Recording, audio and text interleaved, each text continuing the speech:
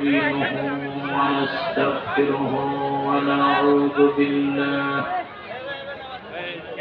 ونعوذ بالله من شرور أنفسنا ومن سيئات أعمالنا من يهده الله فلا مضل له ومن يضلله فلا هادي له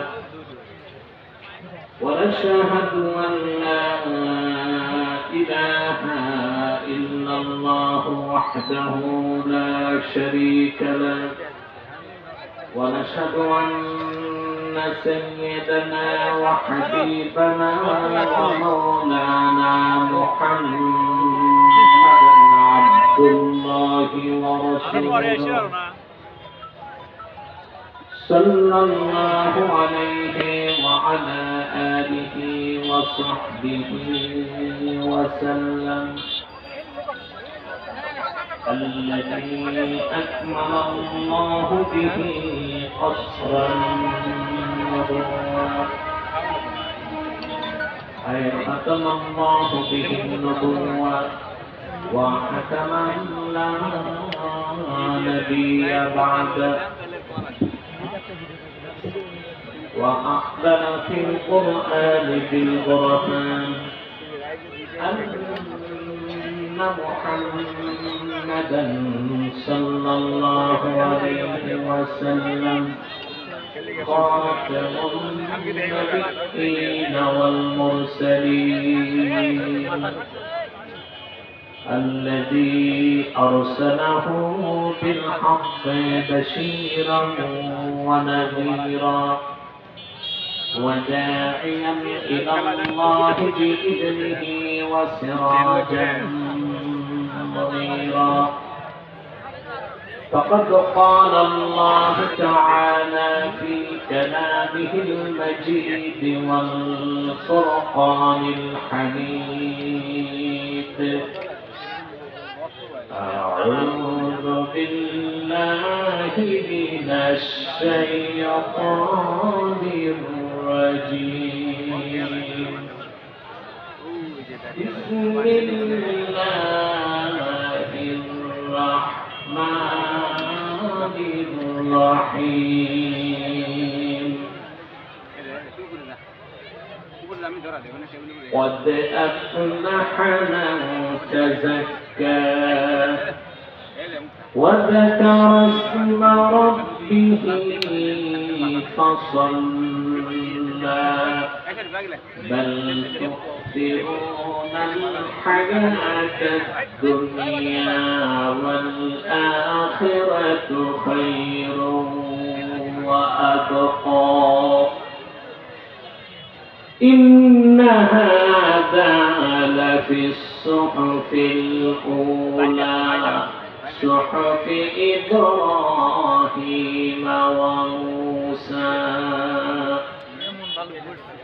صدق الله العظيم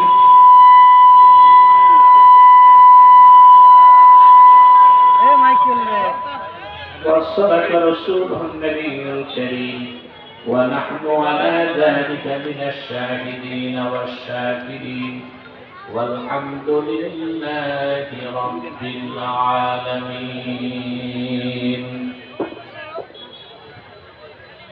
إن الله وملائكته يصلون على النبي يا أيها الذين آمنوا صلوا عليه وسلموا تسليما اللهم صل على سيدنا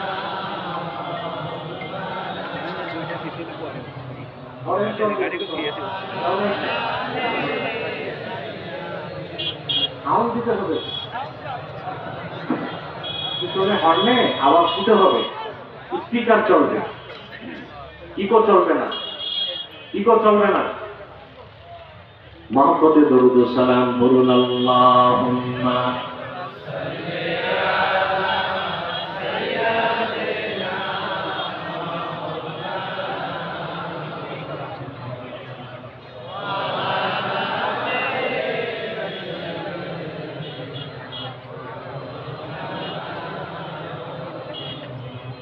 আপনারা এতগুলো মানুষ, দরুদ শরীফের আওয়াজ নাই।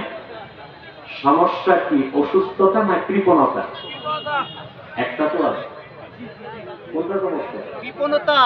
আসুন জবান খুলে আমরা পড়ি আল্লাহুম্মা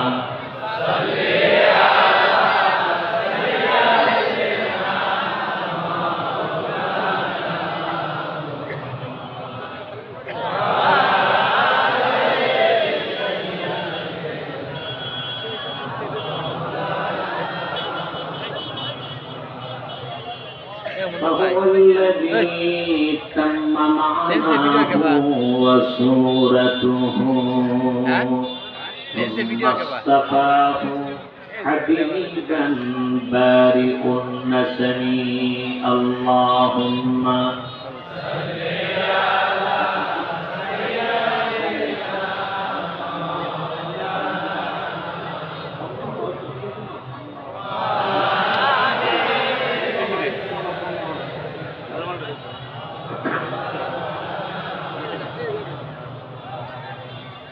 मदीना मदीना मोमिनों की गुनगुना है,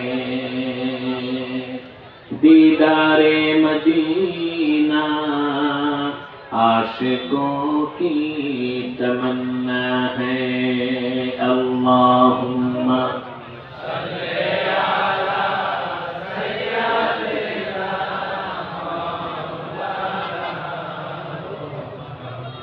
وعلى آله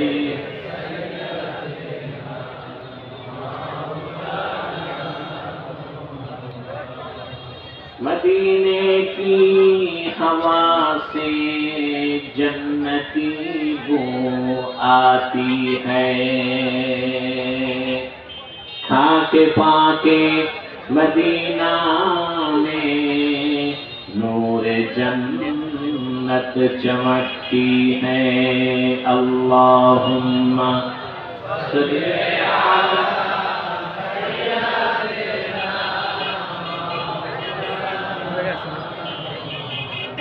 وعلى آله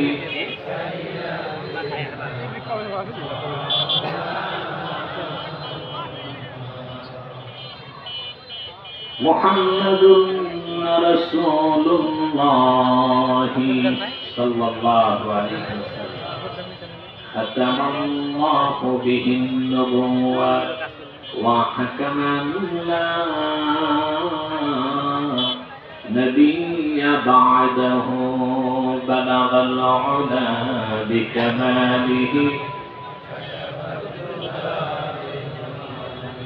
حسنت جميع خصاله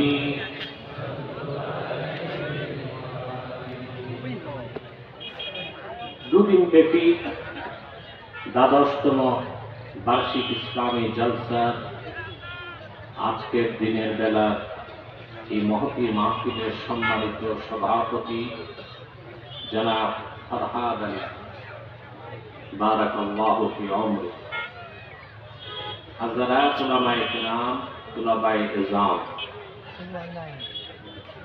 প্রচন্ড ব্যস্ততার মধ্যেও আজকের এই মহতী মাহফিলে যারা উপস্থিত হয়েছেন স্বেচ্ছায় সানন্দে স্বতঃস্ফূর্তভাবে মনের আনন্দে শুধুমাত্র কোরআনুল কারীমের দুর্বার টানে প্রবল আকর্ষণ, তাদের সকলকে আমার পক্ষ থেকে হৃদয় নিংড়ানো ভালোবাসা, শুভেচ্ছা এবং অভিনন্দন জ্ঞাপন করছি।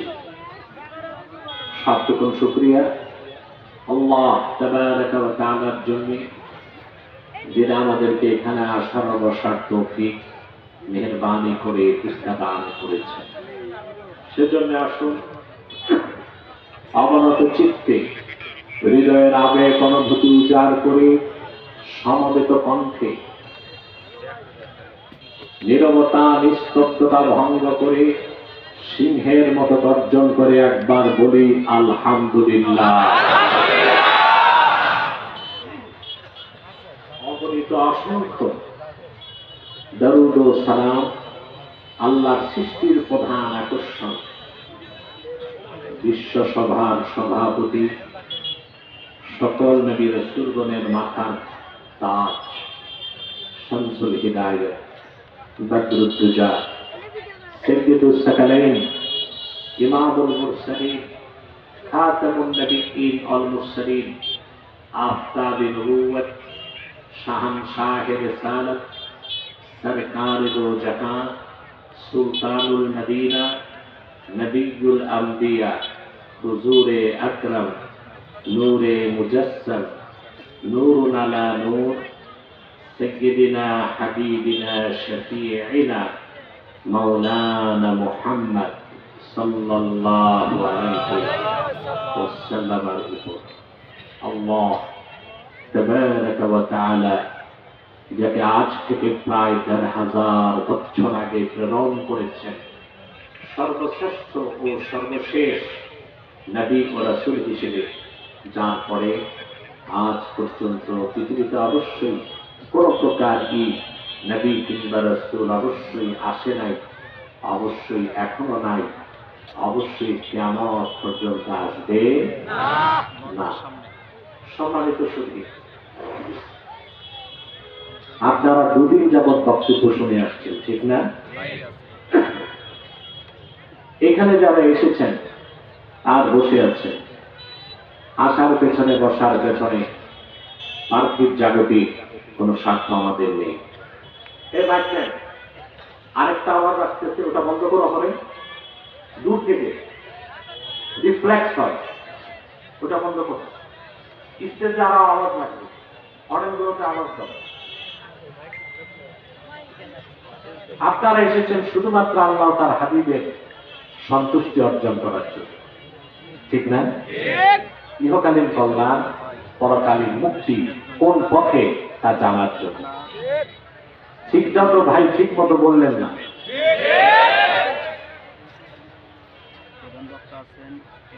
আপনারা এখানে বসেছেন, এই মাহফিলে আসার সাথে সাথে সমস্ত সগীরা গুনাহ আল্লাহ মাফ করে দিয়েছে।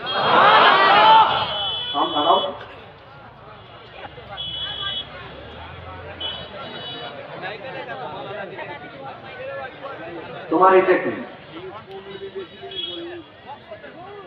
এটা 200 চাবি, ও নিজেও জানে না কোন চাবি কোন কাজে। এটা হারমোনিয়ামের মতো। বক্স ঠিক করো, মাইক ঠিক করো, আরো সাউন্ড লাগবে এখানে, আওয়াজ ডবল হবে না। সম্মানিত সুধী, আপনারা এখানে আসার সাথে সাথে আপনাদের সগীরা গুনাহগুলো আল্লাহ মাফ করে দিয়েছে।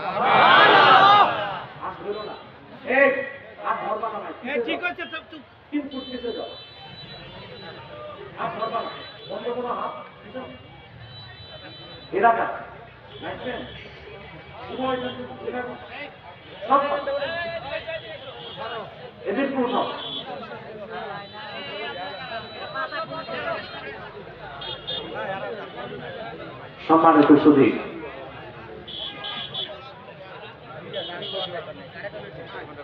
আপনাদের সগীরা গুনাহগুলো আল্লাহ মাফ করে দিয়েছেন, আপনারা খুশি হন নাই? বলেন আলহামদুলিল্লাহ। বলো না, পুরুষের কণ্ঠে বলেন আলহামদুলিল্লাহ। আর যখন মুনাজাত করে যাবেন, আল্লাহ ইচ্ছে করলে কবিরা গুনাহ মাফ করে দিবেন। কারণ আল্লাহ হাবিবের সাথ করেছেন, আমার উম্মতের কোন মুমিন যদি আল্লাহর কাছে দোয়া মুনাজাত করে, বাকিরা যদি সম্মিলিত ভাবে আমিন আমিন বলে, আমার উম্মতের সম্মিলিত মুনাজাত আল্লাহ পাক তাৎক্ষণিক কবুল করে নেবেন। আমরা একটু করে মুনাজাত করব না? এককভাবে না সম্মিলিত ভাবে? আমরা যদি তখন 2 ফোঁটা চোখের পানি ছাড়তে পারি, আমাদের কবিরা গুনাহ মাফ হয়ে যাবে, আল্লাহর ওলির কাতারে আমাদের জায়গা হয়ে যাবে। এতে আমরা খুশি না বেজার? বেজার শুধু শয়তান, শয়তানও বেজার, তার চেলা চামুন্ডারও বেজার। তবে এখন শয়তানের চেলা চামুন্ডার সংখ্যা কিছুটা কমছে। তাই তো আর ওয়াজ মাহফিলে বাধা হয় না।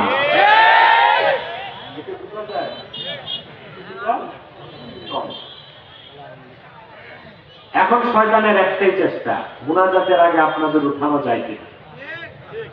আমরা ন্যাক নিয়ত করে শয়তানের নাপাক গালে একটি চপেটা ঘাত করতে চাই। আমরা নিয়ত করছি কিছুক্ষণ পরে আজকের মুনাজাত করে ওই হরেকটা বন্ধ করে দূরে, কিছুক্ষণ পরে আজকের মুনাজাত করে গুনাহ মাফ করে নিষ্পাপ বেহেশতি আল্লাহওয়ালা হয়ে বাড়ি যেতে চাই। কারা কারা হাত তুলে দেখা।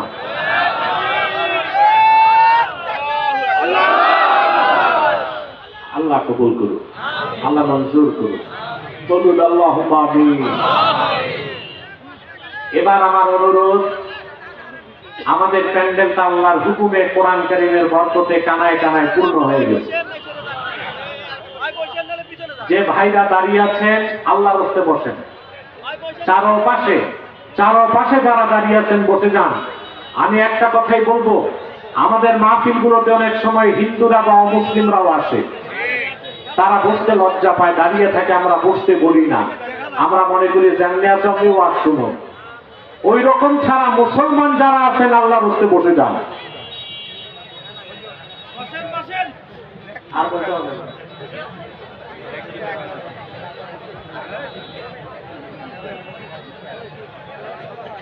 আর স্বেচ্ছাসেবকদেরকে বলবো, কোনো হইচই করা যাবে না। মাঠের শেষ প্রান্তে গোলকিপারের কাছে যারা গোল মিটিং করতেছেন ওই এলাকা ছাড়েন। আবার বলছি যুবকদের, মাঠের শেষ প্রান্তে গোলকিপারের কাছে যারা আড্ডা দিচ্ছ মাঠ ছাড়ো, নয় প্যান্ডেলে বসো। আসুন, আজকে আমি তেলাওয়াত করেছি সূরাতুল আ'লা থেকে শেষ 6টা আয়াত। আপনাদের ইহকালীন কল্যাণ, পরকালীন মুক্তির জন্য নির্ভরযোগ্য মুফাসসির এবং মুহাদ্দিসগণের দৃষ্টিকোণ থেকে কিছু কথা বলবো ইনশাআল্লাহ। তেলাওয়াতের মাধ্যমে মূল আলোচনায় প্রবেশ করছি। আমার সঙ্গে আপনারাও পড়বেন, যেন প্রতিটি বাক্যের, প্রতিটি শব্দের, প্রতিটি অক্ষরের নূর আল্লাহ আমাদের সিনায় জ্বালায় দেয়। করুন। أعوذ بالله من الشيطان الرجيم بسم الله الرحمن الرحيم قد أفلح من تزكى وذكر اسم ربه فصلى بل تؤثرون الحياة الدنيا والآخرة خير وأبقى إن هذا لفي الصحف الأولى صحف إبراهيم وموسى। আল্লাহ তাআলা বলেন, قد أفلح من تزكى, নিশ্চিত সফলতা লাভ করেছে সেই যে তার হৃদয়কে পবিত্র করলো। সুবহানাল্লাহ। ওয়া যাকারা ইসমা রাব্বি, এবং তার রবের নামে জিকির করলো। ফাসাল্লা, আর নামাজ আদায় করলো। এই তিনটি কাজ যে করলো, আল্লাহ তাকে সার্টিফাইড করেছেন যে আমার সে বান্দা চূড়ান্ত ভাবে সফল হয়ে গেল। আমরা সফলতা চাই, সফলতা চাই। আমি সফলতার কথাগুলোই আজকে বলবো। এর আগে আপনারা মারাত্মক একটা ভুল করেছেন, সেটা বলে দিচ্ছি। আপনারা এই পিছনে ব্যানারে আমার ছবি দিচ্ছেন কেন? পোস্টারে ছবি কেন? এটা তো না যায়। বিনা কারণে ছবি তোলা যায় নাই। পাসপোর্ট করতে, রেজিস্ট্রেশন করতে, এসব কাজে সরকার যদি বাধ্য করে আপনি ছবি তুলতে পারেন। আর ভিডিওটা ভিন্ন, ওটা চলন্ত। ওটা মুবাহ, কিন্তু ছবিটা তুলাও ঠিক না, জায়েজ নাই, আর তুলার পর টাঙ্গায় রাখা তো হারাম। পরিষ্কার বুখারী শরীফের হাদিসে এসেছে, আল্লাহর হাবিবের সাথ করেছেন, লা তাদখুলুল মালাইকাতু বাইতান ফীহি কালবুন আও তাসাওয়ি ওয়া ফী রিওয়ায়াতিন সুওয়ার। যে ঘরে ছবি থাকবে কিংবা কুকুর থাকবে, ওই ঘরে রহমতের ফেরেশতা প্রবেশ করবে না। তাহলে হাদিস মোতাবেক একটা ভালো মানুষের ছবি দিচ্ছেন, কিন্তু ফেরেশতা তো ঢুকতেছে না। এই জন্য আমি স্বেচ্ছাসেবকদের বলছি, ব্যানারে যতটুকু আমার ছবি আছে এটাকে বন্ধ করো। না, ব্যানার করবে না, অতটুকু আপনারা ওদিকে তাকাবেন না, আমার দিকে তাকান। এগুলো মনে থাকবে। এই কোন প্রোগ্রামে, পোস্টারে, ব্যানারে কোন আলোচকের, স্কলারের ছবি থাকবে না। যদি আল্লাহর রহমতই না পান তো মাহফিল করে লাভ কি? ঠিক যত মিয়া ঠিক মতো বললাম না। আল্লাহর রহমত পেতে হলে, রহমত পাবার ক্ষেত্রে যে মানে বাধা, এগুলো বাদ দিতে হবে। এটা মনে থাকবে ভাই। আসুন তারপরে আল্লাহ বললেন, কদ আফলাহা মান তাযাক্কা, নিশ্চিত সফলতা লাভ করেছে সেই যে ব্যক্তি তার হৃদয়কে পবিত্র করল। সুবহানাল্লাহ কইবেন না? ওয়া যাকারা ইসমা রাব্বি, রবের নামে জিকির করলো। ফাসাল্লা, নামাজ পড়লো। আল্লাহ বলেন, আমার এই বান্দাটা 100% সফল হয়ে গেল। আপনারা সফলতা চান? প্রতিটা মানুষই তো সফলতা চায়। একজন কৃষক কৃষিকাজে সফলতা চায়, একজন ব্যবসায়ী ব্যবসায় সফলতা চায়, একজন রাজনীতিবিদ রাজনীতিতে সফলতা চায়। মানুষ তো মানুষ, ইতর প্রাণীও সফলতা চায়। একটা বিড়াল গাছ উঠতে পারে না, একবার চেষ্টা করে 10 বার, তারপর সে কিন্তু গাছে উঠেই ছাড়ে। কথা বলে। ছোট্ট একটি বাবুই পাখির দিকে তাকান। আল্লাহর দেওয়া বুদ্ধিতে বাবুই পাখি সুনিপুণ দক্ষতায়, শৈল্পিক ছান্দিশিকতায় গাছের মাথায় কত সুন্দর ঘর বানায়। ঝড় তুফানে মানুষের ঘরের চাল উড়ে যায়, বাবুই পাখির ঘর কিছুই হয় না। যত প্রকৌশলী বাংলাদেশে আছে, বুয়েট, চুয়েট, রুয়েট, কুয়েট, ডুয়েট, এই সব প্রকৌশল বিশ্ববিদ্যালয়ের ইঞ্জিনিয়ার গুলোরে এক জায়গায় আনলেও বাবুই পাখির ঘরের মতো একটা ঘর বানাই দিতে পারবে না। তো বাবুই পাখি কিন্তু তার কাছে সফল, সফল না? ক্ষুদ্র একটা মৌমাছির দিকে তাকান। আল্লাহর দেওয়া বুদ্ধি খাটায় বাহারি রঙের ফুল থেকে মধু সিঞ্চন করে মৌচাকের মধ্যে মানুষের জন্য শ্রেষ্ঠ খোরাক জমা করে দেয়। এই দুনিয়ার যত রসায়নবিদ কেমিস্ট আছে, এক জায়গায় আনলেও ফ্যাক্টরিতে 1 ফোঁটা মধু বানায় দিতে পারবে না। পারবে? মৌমাছি তার কাজে সফল। তো ইতর প্রাণীগুলো যেখানে সফলতা চায়, মানুষের সহজাত প্রবৃত্তি, সৃষ্টিগতভাবে মানুষ এভাবেই গড়ে উঠেছে, সে তার কাজে সাকসেসনেস, সফলতাকে অন্বেষণ করে। কিন্তু অধিক সংখ্যক মানুষ জানে না সফলতা কোন পথে, সফলতা কোন মতে। সফলতার পথ আর মত দেখাই দিয়েছেন আল্লাহ তার কোরআনের মাধ্যমে, ঠিক না? যিনি সৃষ্টি করেছেন তিনিই জানেন সফলতা কোন পথে, ঠিক না?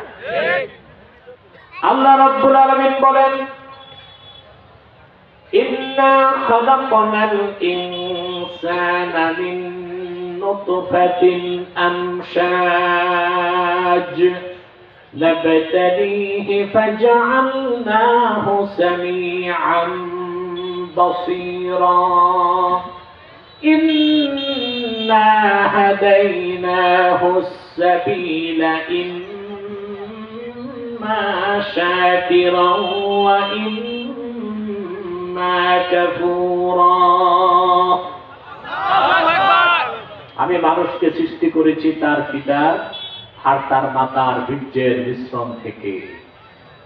তাকে আমি চক্ষুষ্মান করেছি, দৃষ্টি শক্তি সম্পন্ন করেছি, অতঃপর আমি তাকে হেদায়েতের পথ দেখাই দিয়েছি।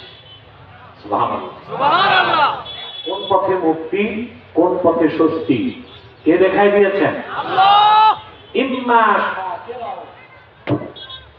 ওয়া ইম্মা কাফুরা, হয় মানুষ হেদায়েতের পথকে গ্রহণ করে কৃতজ্ঞ বান্দা হবে, কিংবা হেদায়েতের পথ বাদ দিয়া নাফরমান বান্দা হবে।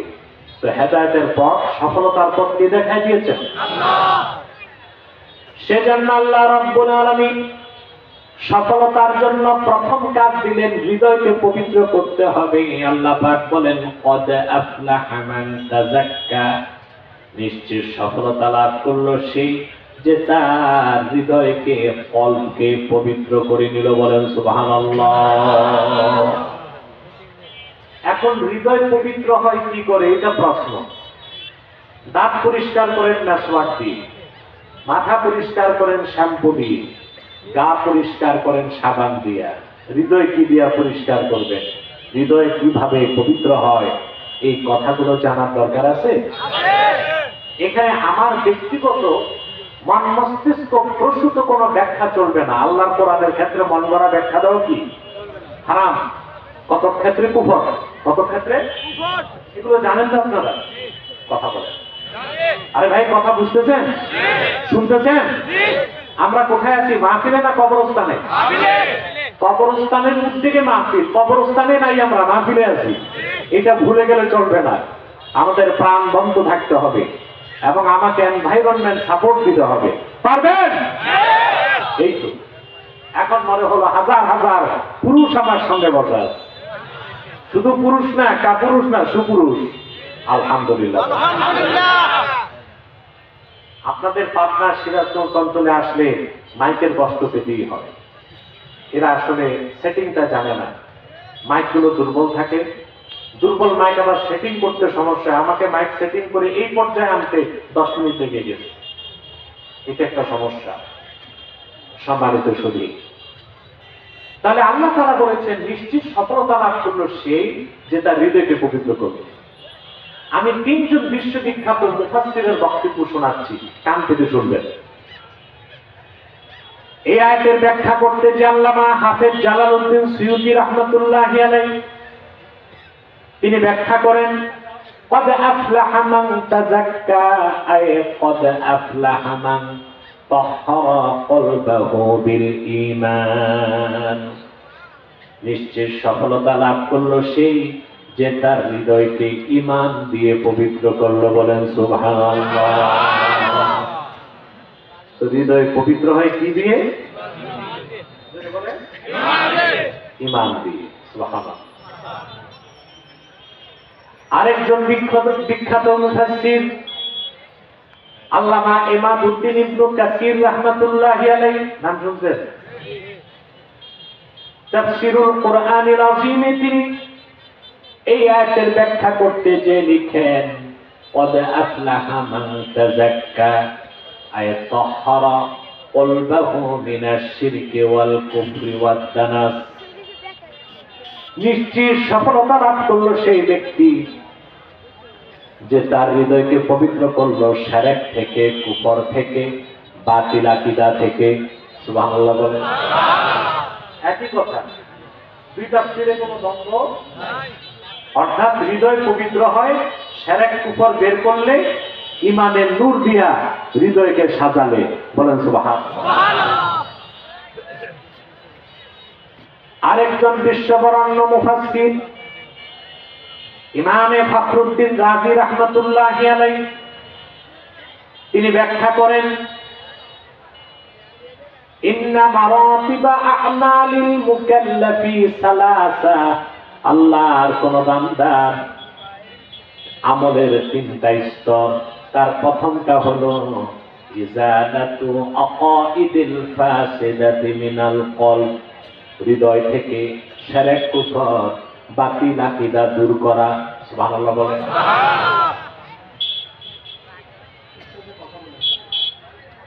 তাহলে স্পষ্ট বোঝা যায় আপনার হৃদয়ে যখন শিরক কুফর থাকবে আপনার হৃদয় নাপাক, আপনি অপবিত্র। আর আপনার হৃদয়ে যখন ঈমান চলে আসবে আপনার হৃদয় পবিত্র, আপনিও পবিত্র। সুবহানাল্লাহ বলে। হৃদয় পবিত্র, মানুষটা পবিত্র। হৃদয় অপবিত্র, মানুষটাও অপবিত্র। সেজন্য কাফের মুশরিক যাদের ঈমান নাই, ওরা প্যান্ট শার্ট টাই স্মার্ট যতই হোক, ওরা অপবিত্র। ওদের হৃদয় অপবিত্র, ওরাও কি আল্লাহ তাআলা বলেছেন ইন্নামাল মুশরিকুনা নাজাস, মুশরিকরা কাফেররা হচ্ছে নাপাক। হুকমান, এটা কি হুকমান, কিন্তু আমি বলি সব দৃষ্টিতে হাকিকাতান মাজাজান হুকমান, সর্বাবস্থায় তারা নাপাক। হৃদয় নাপাক, মানুষ নাপাক। হৃদয় পাক, মানুষ পাক। সুবহানাল্লাহ বলবেন। আপনার অন্তরে যখন ঈমানের নূর চলে আসবে আপনার হৃদয় পবিত্র হয়ে যাবে। হৃদয় যখন পবিত্র হবে আপনিও পবিত্র হয়ে যাবেন। যদি ঈমানের সাথে আপনার মৃত্যু হয়, আপনি জীবিত থাকলেও পবিত্র, মৃত্যুর পরও পবিত্র। এটা আমার কথা নয়, সহিহ আল বুখারীর হাদিস। আল্লাহর হাবিব ইরশাদ করেছেন, সুবহানাল্লাহ, ইন্নাল মুমিনা লা ইয়ানজুসু হাইয়ান ওয়ালা মাইয়াতা। আল্লাহ মহাপবিত্র, নিশ্চয়ই আমার উম্মতের কোন মুমিন কখনো নাপাক হয় না। আল্লাহু আকবার বলেন। রাসূলুল্লাহ কি ঘোষণা দিলেন ৪০০০ বছর আগে। ইন্নাল মুমিনা লা, এই সম্ভব কমে যাচ্ছে, আরেকটু বাড়াও। ইন্নাল মুমিনা লা ইয়ানজুস, নিশ্চয় মুমিন কখনো নাপাক হয় না। হাইয়ান ওয়ালা মাইয়াতা, রাসূলুল্লাহ বলেছেন আমার উম্মতের মুমিন জীবিত থাকলেও পবিত্র, মৃত্যুর পরও পবিত্র। বলেন সুবহানাল্লাহ। মুমিনের হৃদয় পাক, মুমিন নিজেও পাক। আর যার হৃদয় নাপাক, ব্যক্তিটাও নাপাক। সুবহানাল্লাহ বলেন। সুবহানাল্লাহ। এই শিক্ষাটা হৃদয়ে থাকবে। আল্লাহর হাবিবের উম্মত, তার অন্তরে যতক্ষণ ঈমান থাকবে সে নাপাক হইতে পারে না। আমাদের বাংলাদেশে একটা ভুল জিনিস আমরা শিখছি, বলবো একটু লজ্জার বিষয়, তবে মাসালার ক্ষেত্রে তো লজ্জা রাখা যায় না। আপনারা যখন স্ত্রীদের কাছে যান, ফিজিক্যাল রিলেশন করেন, তখন আপনি মনে করেন আপনি ফরজ গোসল করবেন, আপনি নাপাক হয়ে গেছেন, এটা মনে করেন না? বা বক্তারাও মাসালা বলতে এটাই বলে, যখন স্ত্রীর কাছে যাবেন গোসল ফরজ হবে, নাপাক হয়ে যাবেন, নামাজ পড়তে পারবেন না। আরে ভাই, মুমিন তো কখনোই নাপাক হয় না, কখনোই নাপাক হয় না। তার হৃদয় পাক, সে সর্বাবস্থায় পাক। তবে স্ত্রীর কাছে গেলে বীর্যপাত ঘটলে গোসল ফরজ হয়, ওইটাকে নাপাক বলা হবে না, ব্যক্তিকে বলা হবে জুনুব। কি বলা হবে? জুনুব। জুনুবকে তাআম্মাল জুনুব আল্লাযী ওয়াজাবা আলাইহি গুসলুল জানাবা। স্ত্রীর কাছে সহবাস করলে আপনি নাপাক হবেন না, গোসল ফরজ হবে। সুবহানাল্লাহ বলবেন না? এই ভুলটা ভাঙলো। কথা বলেন। মুমিন কখনো নাপাক হয় না যতক্ষণ তার অন্তরে ঈমান থাকবে, তার হৃদয় পবিত্র থাকবে, লোকটাও পবিত্র থাকবে। আর যখন তার অন্তরে ঈমান থাকবে না, শিরক ঢুকবে, কুফর ঢুকবে, বাতিল আকীদা ঢুকবে, তার হৃদয়টাও নাপাক হয়ে যাবে, লোকটাও নাপাক হয়ে যাবে। তাহলে আমরা স্ত্রীর কাছে গেলে বলবো যে আমাদের উপর গোসল ফরজ, বলবো না আল্লাহ কি বিয়ে শাদীর মতো নিয়ামত দিয়েছেন, নাপাক হইতে লেবে দিবি। কথা বলে। শীতকাল আর একটা মাসালা বলি, খুব দরকার। এটা হচ্ছে closely related with our daily life, আমাদের দৈনন্দিন জীবনের সাথে খুব কানেক্টেড একটা মাসালা। সেটা হচ্ছে দেখা যায় মাঘ মাস প্রচন্ড শীত কনকনে, স্ত্রীর সাথে ফিজিক্যাল রিলেশন করছে, গোসল ফরজ হয়েছে না? রাত 12টা বাজে উঠে এই শীতের মধ্যে কষ্ট করে পুকুরে যায় গোসল করার দরকার নেই। আপনার উপর গোসল ফরজ তখন হবে ইদা দাখালা ওয়াক্তুল ফাজর, ফজরের ওয়াক্ত যখন আসবে তখন আপনার উপর গোসল ফরজ হবে। আর এর আগে যদি আপনি তাহাজ্জুদ করতে চান, কোরআন তেলাওয়াত করতে চান, ওটা ভিন্ন কথা। তখন আপনাকে গোসল করতে হবে, তারপরই কোরআন ধরতে হবে, নামাজ পড়তে হবে। এছাড়া আপনি যদি ঘুমায় যান কোনো গুনাহ নাই, আপনার উপর ততক্ষণ গোসল ফরজ না যতক্ষণ সালাতুল ফাজরের ওয়াক্ত না আসবে। সুবহানাল্লাহ। নতুবা আপনারা মাসালা বুঝলেন না, এই মাঘ মাসের শীতে রাত 12টায় গোসল করে একদিন ভয়তে আর 7 দিন বউয়ের কাছে যায় না। এই মাসালাটাও যে বলে দিলাম, ভালো হয়েছে না? আমার ভাইয়েরা, অন্তরে যখন ঈমান চলে আসবে, হৃদয় পাক, হৃদয় পাক, মানুষ পাক। আল্লাহু আকবার। আল্লাহর হাবিব বলেছেন, ইন্নাল মুমিনা লা ইয়ানজুসু হাইয়ান ওয়ালা মাইয়াতা। আমার ঈমানদার উম্মত সর্বাবস্থায় পবিত্র, জীবিত থাকলেও সে পাক, মৃত্যুর পর পাক। কখনো সে না পাক হয় না যতক্ষণ তার হৃদয়ে ঈমান থাকবে। ভাই, খুশি হইলেন না তো বড় একটা শ্বাস নিয়ে বলেন সুবহানাল্লাহ। কথাগুলো বুঝতেছেন? মনোযোগ আছে? ঘুমাচ্ছেন না তো? আমি একটু দেখি, ইনভেস্টিগেশন করি। কে কে ঘুমান? হাত উঠান।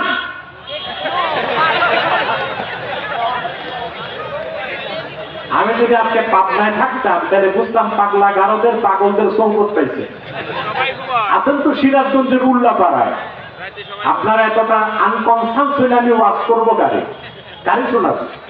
ঘুমাচ্ছেন না জাগনা আছেন? আসলে একটা কথা আছে না, হুজুগে বাঙালি। আমি বলি না বুঝে বাঙালি, হুজুগে বাঙালি না, না বুঝে বাঙালি। যাক, মাঝে মধ্যে একটু মজাও করি যেন আপনাদের বোরিংটা চলে যায়। সম্মানিত সুধী, তো বলছিলাম মুমিন কখনো না পাক। এই যে হৃদয় কল, এটাই তো আসল, এটা ঠিক সব ঠিক। আল্লাহর হাবিবের সাথ করেছেন বুখারী শরীফের হাদিস, আলা ওয়া ইন্না ফিল জাসাদি মুদগাহ ইযা সালাহাত সালাহাল জাসাদু কুল্লুহু ওয়া ইযা ফাসাদাত ফাসাদাল জাসাদু কুল্লুহু আলা ওয়া হিয়াল কলব। সাবধান, জেনে রেখো, মানুষের দেহের মধ্যে একটি বস্তুর টুকরা আছে, সেটা যখন ভালো হয়ে যাবে মানুষটাও ভালো হয়ে যাবে, সেটা যখন বরবাদ হয়ে যাবে মানুষটাও বরবাদ হয়ে যাবে। সাবধান, জেনে রেখো, সেই গোস্তের টুকরার নাম হচ্ছে কল। হার্ট, দিল, মন, হৃদয়, হৃৎপিণ্ড, কোনটা বুঝছেন? বিভিন্ন ভাষায় ভিন্ন ভিন্ন নাম। সুবহানাল্লাহ। আল্লাহ হাবিবের এই হাদিসের সামনে ১৫০০ বছর পরে মেডিকেল সায়েন্স মস্তক মতো করে দিয়েছে। আসলে মানুষের দেহের মধ্যে সবচেয়ে important organ, strength, creation of almighty Allah. আমার আল্লাহর অত্যাশ্চর্য সৃষ্টি হচ্ছে মানুষের হৃদয়। আল্লাহু আকবার। সুবহানাল্লাহ। তবে আপনারা আবার ভুল বুঝবেন না, অনেকে বলে কল নাকি মাথায়, না, যে বলবে কল মাথায়, আমি বলি তার মগজ হাঁটুতে। কোরআনের আয়াত, অসংখ্য হাদিস এ কথা প্রমাণ দেয়। কল হচ্ছে সিনায়।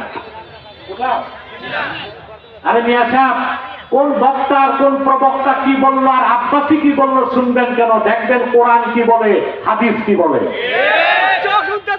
পরিষ্কার কোরআন কারীমের মধ্যে আল্লাহ তাআলা বলে দিয়েছেন, فإنها لا تعمى الأبصار ولكن تعمى القلوب التي في الصدور। আল্লাহ বলে দিয়েছেন কাফেরেরা কপালের চোখে অন্ধ না, বরং তাদের সিনার মধ্যে যে অন্তরগুলো আছে ওই চোখে তারা অন্ধ। তাহলে আল্লাহ বলছেন কলব কই? সিনায়। সাদরুনের বহুবচন সুদূর, আর মাথাকে আরবিতে বলে রাসুন, বহুবচন রুউস। যদি কলব মাথায় থাকতো তা আল্লাহ বলতেন ফির রুউস, এটা আল্লাহ বলেন নাই, বলেছেন ফির সুদূর। তাহলে অন্তর কই? এই সিনার বাম পাশে 2 আঙ্গুল নিচে আপনার হৃৎপিণ্ড। বলেন সুবহানাল্লাহ। যারা এমবিবিএস ডাক্তার হয় কয় বছর পরে? 6 বছর। এই 6 বছরের 6 মাস তাদেরকে পড়ানো হয় অ্যানাটমি। অ্যানাটমি হচ্ছে ডাক্তারকে আগে শিখানো হয় মগজ কই, চোখ কই, ফুসফুস কই, হৃৎপিণ্ড কই। তো কোন ডাক্তার এটা শিখায় না যে হৃৎপিণ্ড মাথায়, কল্প মাথায়, বলে সিনায়। আচ্ছা বলেন তো ভাই, আপনাদের যখন হার্ট অ্যাটাক করে ডাক্তারের কাছে যান তখন অপারেশন করতে যায় মাথা কাটে না সিনা কাটে? তাহলে ভাই, মানুষ কি সুস্থ মানুষ কি এমনি পাগল হয়? আমার বুঝে আসে না। আসলে এই আকীদাটা মুতাজিলাদের আকীদা। মুতাজিলাদের বিশ্বাস হচ্ছে কল্প হচ্ছে মাথায়। এইসব উদ্ভট কথা বিশ্বাস করবেন না। কল্প হচ্ছে সিনায়। কোথায়? স্পষ্ট? আমি কোরআন কারীম থেকে দলিল দিলাম, হাদিস থেকে দলিল দিলাম, কথিত বিজ্ঞান থেকেও দলিল দিলাম। এবার আপনার দলিল আপনি খুঁজে পাবেন। আপনি বাম বুকের 2 আঙ্গুল নিচে আঙ্গুল লাগান। আওয়াজ হচ্ছে? ঠিক ঠিক করে। এই যে আপনি আওয়াজ পান না, অন্তরের আওয়াজকে মেডিকেল সায়েন্স বলে লাভ ডাব, লাভ ডাব, লাভ ডাব। আমি বলি লাভ ডাব বলে না, বিজ্ঞান ভুল শুনতে, বলে রাব রাব রাব। মানুষের দেহের মধ্যে হৃৎপিণ্ড আল্লাহর কত আশ্চর্য সৃষ্টি। মেডিকেল সায়েন্স বলে মায়ের পেটে যখন সন্তানের বয়স থাকে মাত্র 4 মাস, তখন থেকে হৃৎপিণ্ড চালু হয়। সিস্টল, ডায়াস্টল, সংকোচন, সম্প্রসারণের মাধ্যমে হার্ট কম্পন করে। 1 বার 2 বার নয়, আল্লাহর হুকুমে 1 মিনিটে 72 বার। বলেন সুবহানাল্লাহ। কতবার? 72 বার। সিস্টল এন্ড ডায়াস্টল, সংকোচন, সম্প্রসারণ। সারা দেহে রক্ত ছড়ায় দেয়, আবার রক্তকে নিয়ে ফুসফুসে দিয়ে কার্বন ডাই অক্সাইডকে আলাদা করে। সুবহানাল্লাহ বলেন। আবার রক্তকে ফুসফুসে নিয়ে অক্সিজেন মিশায়, তারপর কোষে কোষে পৌঁছে দেয়। এই কাজগুলো করে হৃৎপিণ্ড। আল্লাহর হাবিব যে কথা বলেছেন হাদিসে 1500 বছর আগে, বিজ্ঞান 1500 বছর পরে তা মস্তক পেতে মেনে নিয়েছে। বলেন সুবহানাল্লাহ। আপনার দেহে মূল হচ্ছে হার্ট। মূল কি? আমি বলে থাকি human body as like a state, heart is the capital of this state. মানুষের দেহটা যদি হয় একটা রাষ্ট্রের মতো, হৃৎপিণ্ড হচ্ছে সেই রাষ্ট্রের রাজধানীর মতো। সুবহানাল্লাহ কইবেন না ভাই? সেজন্য বলা হয়ে থাকে রাজধানী যার দখলে, দেশ তার দখলে। এটা মানেন? রাজধানী যাদের দখলে, দেশ থাকে তাদের দখলে। মডার্ন ওয়ার পলিসি, আধুনিক যুদ্ধবিদ্যা এটাই বলে রাজধানী যাদের দখলে থাকবে, দেশ তাদের দখলে। আপনারা বাংলাদেশেও দেখেছেন 16 বছর যারা জুলুম করেছে, নির্যাতন করেছে, দেশের টাকা লুণ্ঠন করে বিদেশে পাচার করেছে, আলেম ওলামাকে স্টিম রোলার দিয়ে নির্যাতন করেছে, নিষ্পেষণ করেছে, আয়না ঘরের মধ্যে বনি আদমদেরকে পশুর চেয়ে মারাত্মকভাবে নির্যাতন করেছে, ক্ষমতা থেকে সরাতে পারেন নাই। রাজধানী তাদের দখলে ছিল। যখন আলেম ওলামা, ছাত্র জনতা রাজধানী দখল করেছে, দেশ ছেড়ে জালেমের দল পালায় গেছে।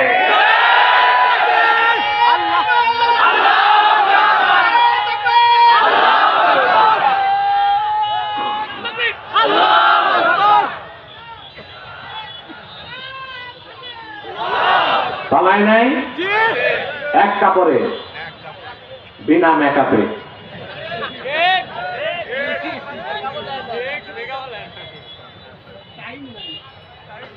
সেফ এক্সিটের সময় পায় নাই। এটা সেফ এক্সিট না। সেফ এক্সিট তো নিরাপদে প্রস্থান করা, নিরাপদে পারে নাই। সুটকেস ব্রিফকেস সব রেখে ভাগছিস।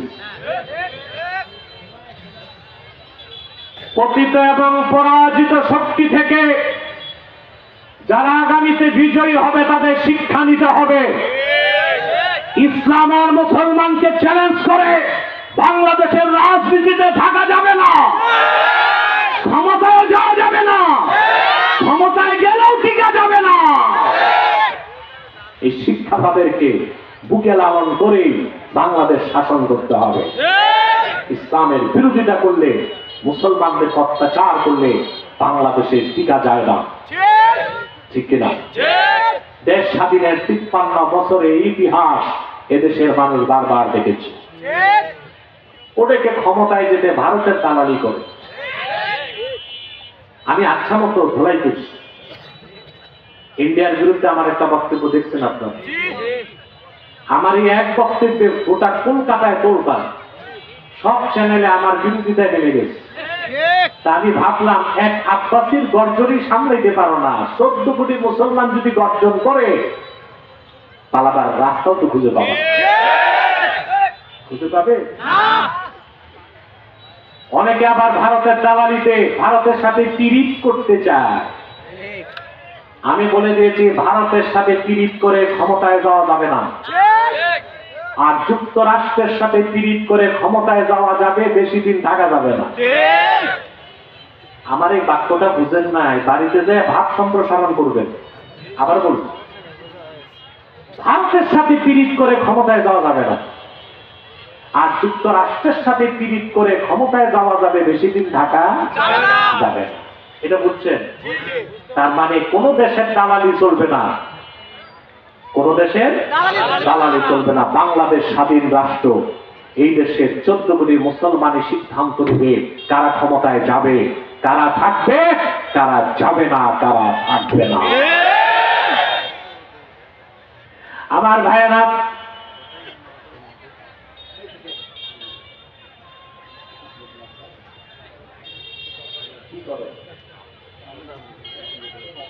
আচ্ছা রাজনীতি করেন, ঠিক আছে, বসেন, দোয়া নিয়ে যাবেন, বসেন। আচ্ছা ঠিক আছে, আপনি যান, ওয়াজের মাঝখানে যান। কথা বুঝতেছেন, শুনতেছেন? তাহলে রাজধানী যার দখলে, দেশটা দেখেন নাই? বাশার আল আসাদ সিরিয়াতে 11 বছর নির্যাতন করছে, 5 লক্ষ মানুষ যুদ্ধে নিহত হয়েছে 11 বছরে, 1 কোটি 20 লক্ষ মানুষ শরণার্থী হয়েছে। বাশার আল আসাদ হচ্ছে কমিউনিস্ট, নাস্তিক এবং শিয়া মতবাদে বিশ্বাসী। এই জন্য টার্গেট করে করে হাজার হাজার সুন্নি আলেমকে সিরিয়াতে সে হত্যা করেছে। যখন হায়া তাহরির আশ-শাম জিহাদের পথকে বেছে নিয়েছে, প্রথম দখল করলো তারা আলেপ্পো, তারপর হামা, তারপর দামেস্ক। রাজধানী দখল হয়েছে, বাশার আল আসাদ সপরিবারে রাশিয়া ভাগছে। তাহলে বোঝা যায় রাজধানী যার দেশ। আপনার দেহটা যদি হয় একটা রাষ্ট্রের মতো, হৃদয় হচ্ছে আপনার রাজধানীর মতো, শয়তান ভালো করে জানে রাজধানী দখল করলে দেশ দখল করা যায়। সেজন্য সে মানুষের মাথা, নাক, কান, চোখ দখল করে না, মানুষের অন্তর দখল করে। আল্লাহর হাবিব বলেছেন, আশ-শায়তানু জাসিমুন আলা কলবি বানি আদম ইযা যাকারা ফাখানাসা ওয়া ইযা গাফালা ফাওয়াসওয়াসা। শয়তান মানুষের অন্তরে আসন কেড়ে বসে যায়। যখন বান্দা আল্লাহর জিকির করে শয়তান পালায় যায়, আর যখন আল্লাহর জিকির থেকে বান্দা গাফেল হয়, শয়তান ওয়াসওয়াসা দিতে থাকে। তাহলে সব কথার মূল কথা আল্লাহ বলেছেন, ফাদ আফলাহা মান তাযাক্কা, সেই সফল যে তার হৃদয় পবিত্র করলো। হৃদয় পবিত্র, মানুষ পবিত্র। হৃদয় অপবিত্র, মানুষটাও অপবিত্র। হৃদয় পবিত্র হবে কিভাবে? যখন আপনি শিরক কুফর দূর করে ঈমানের নূর দিয়া অন্তরকে সাজায় ফেলবেন। বলেন আল্লাহুম্মা আমিন। আপনারা আবার মুসলমানেরা জেনে না জেনে, ইচ্ছায় অনিচ্ছায় অনেক সময় শিরক আর কুফর করেন। কান পেতে শুনে রাখেন, ইন্নাল কুফরা জিদ্দুল ঈমান।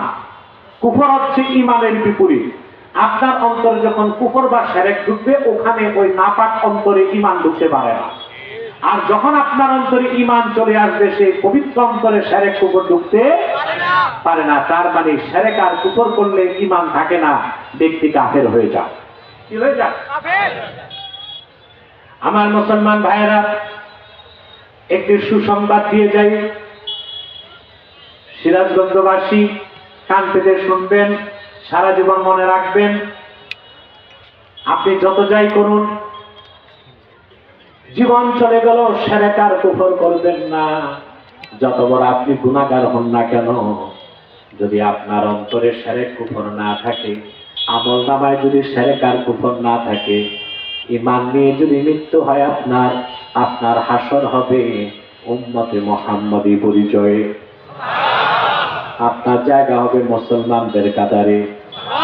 আপনার আমল নামায় যদি একটা শিরক কুফর না থাকে, যত বড় গুনাহগার আপনি হন, ইচ্ছে করলে আল্লাহ বিনা তওবায় মাফ করে বেহেশত দিয়ে দিবেন। আর যদি শাস্তিও দেন, শাস্তির পর অবশ্যই বেহেশত পাবেন। বুখারী শরীফের হাদিস, ফাহুয়া ইলাল্লাহ ইন শাআ আফা আনহু ওয়া ইন শাআ আযাবাহু। উম্মতে মুহাম্মাদির কোন ঈমানদার যদি গুনাহগার অবস্থায় মারা যায়, কিন্তু ঈমান আছে সাথে, সে যত বড় গুনাহগার হোক, আল্লাহ তাকে মাফ করে দিবেন। শাস্তি না দিয়েও বেহেশত দিতে পারেন, শাস্তির পর বেহেশত দিতে পারেন। শর্ত হচ্ছে মৃত্যু হতে হবে ঈমানের সাথে। অপরদিকে আপনার যদি ঈমান না থাকে, ঠোঁটায় কয়খান দাড়ি, মাথায় একখান টুপি, 2-4 রাকাত নামাজ আছে, দান সদকা আছে, কিন্তু ইচ্ছায় বা অনিচ্ছায় আমল নামায় একটা যদি শিরকে আকবার, বড় শিরকের গুনাহ থাকে, কুফরির গুনাহ থাকে, আপনার হাসর হবে কাফের বা মুশরিক হিসেবে। আপনি কোনোদিনও বেহেশতে যেতে পারবেন না। আল্লাহ তাআলা কি বলেন? মেয়ে সওয়াল যখন চলে আসছে, মুখ থেকেই তো বসে আছে, অমনি বসে থাক, পুরুষরা কেউ তাকাবেন না। মহিলাদের জন্য আসলে প্যান্ডেল করা দরকার ছিল। তো মা বোনরা বসে গেছে, চলে আসছে।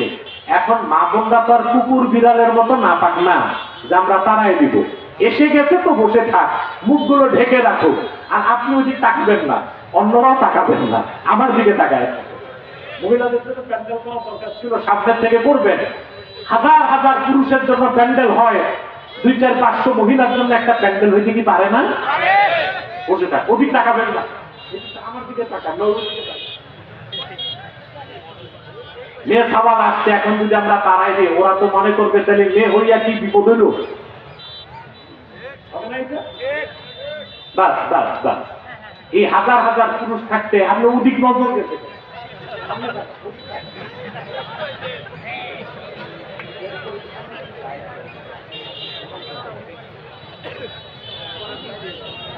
আরে ভাই, 50 মিনিট চলে গেছে, আর 20 মিনিট কষ্ট দিব, থাকবা?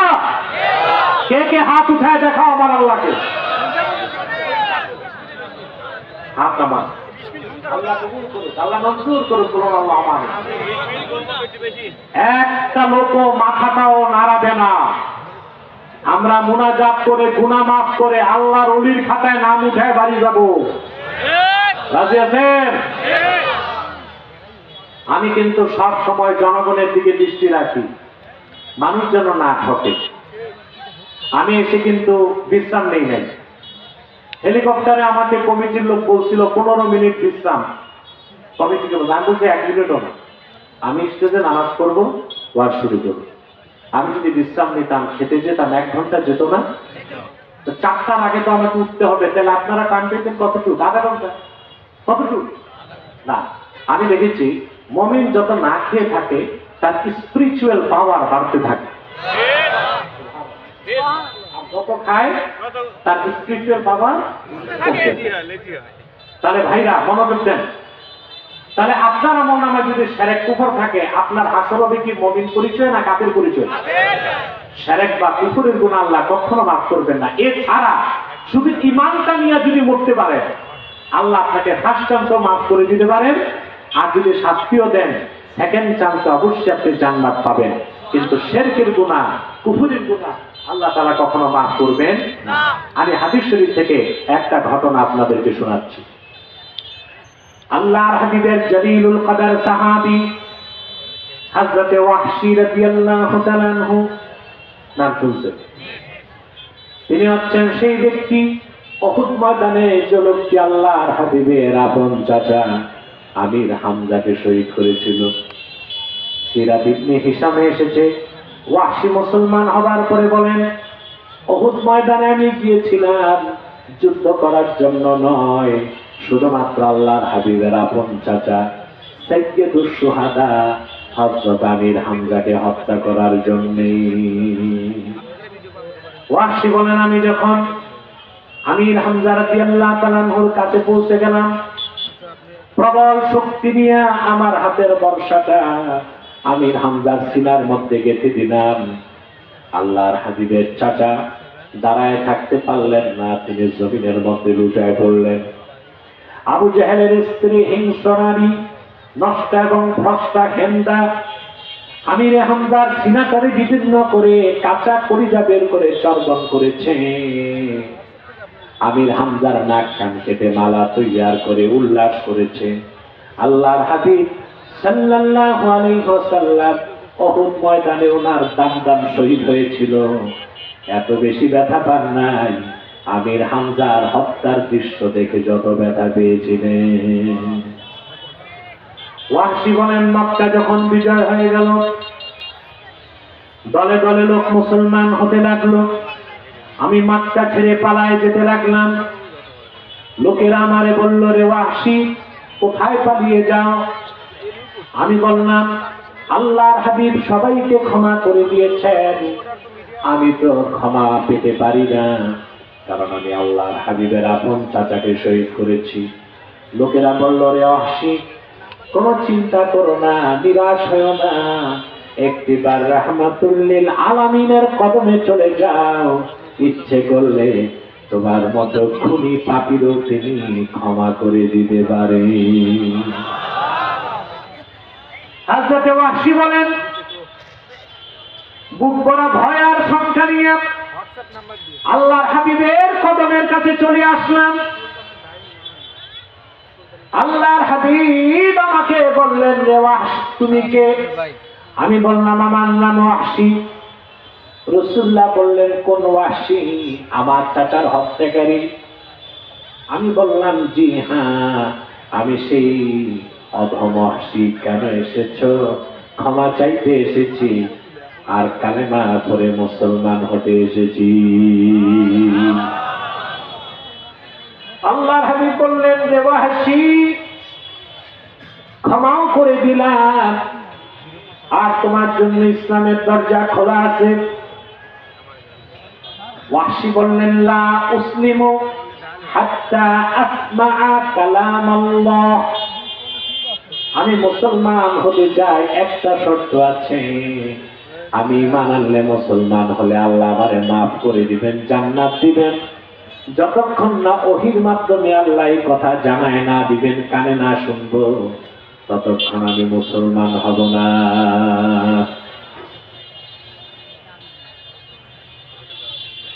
হাদিস সাক্ষ্য দেয়, সঙ্গে সঙ্গে কোরআনের আয়াত নাযিল হয়ে গেল। সুবহানাল্লাহ বলবেন।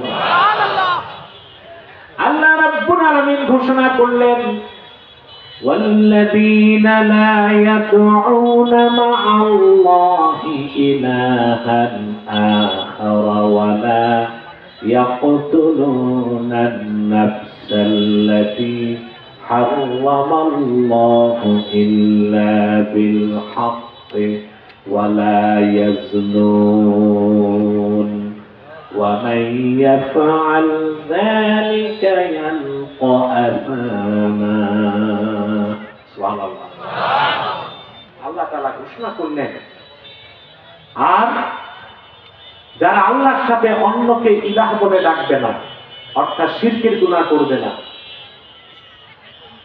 অন্যায়ভাবে মানুষকে হত্যা করবে না এবং জিনা করবে না, জিনা করবে না, আল্লাহ বলেন তাদের সবাইকে আল্লাহ মাফ করবেন। আর এই গুনাহগুলো যারা করবে আল্লাহ তাদেরকে কঠিনভাবে পাকড়াও করবেন।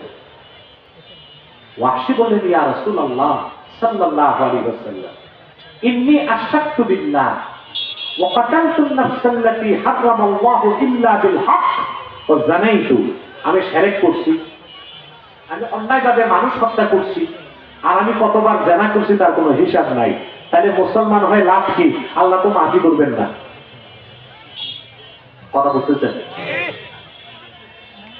আবার কোরআনের আয়াত নাযিল হয়ে গেল, আল্লাহ পাক ঘোষণা করলেন, ইন্না মান তাবা ওয়া আমানা ওয়া আমিলা আমালান সালিহান ফাউলাইকা ইউবাদদিলুল্লাহু সাইয়্যাতিহিম হাসানাত وَكَانَ اللَّهُ غَفُورًا رَحِيمًا।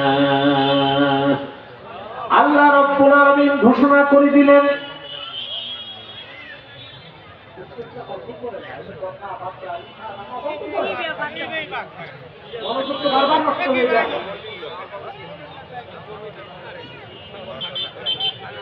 আল্লাহ রাব্বুল আলামিন বলেন, তবে হ্যাঁ, যে ব্যক্তি যারা সুবহানাল্লাহ, যে ব্যক্তি তওবা করবে, ঈমান এনে হৃদয়কে পবিত্র করে নেবে, নেক আমল করবে, আল্লাহ পাক বলেন এইরকম প্রত্যেক ব্যক্তির জীবনের গুনাহ মাফ করে তাদের গুনাহগুলোকে আল্লাহ সওয়াবের দ্বারা বদল করে দিবে।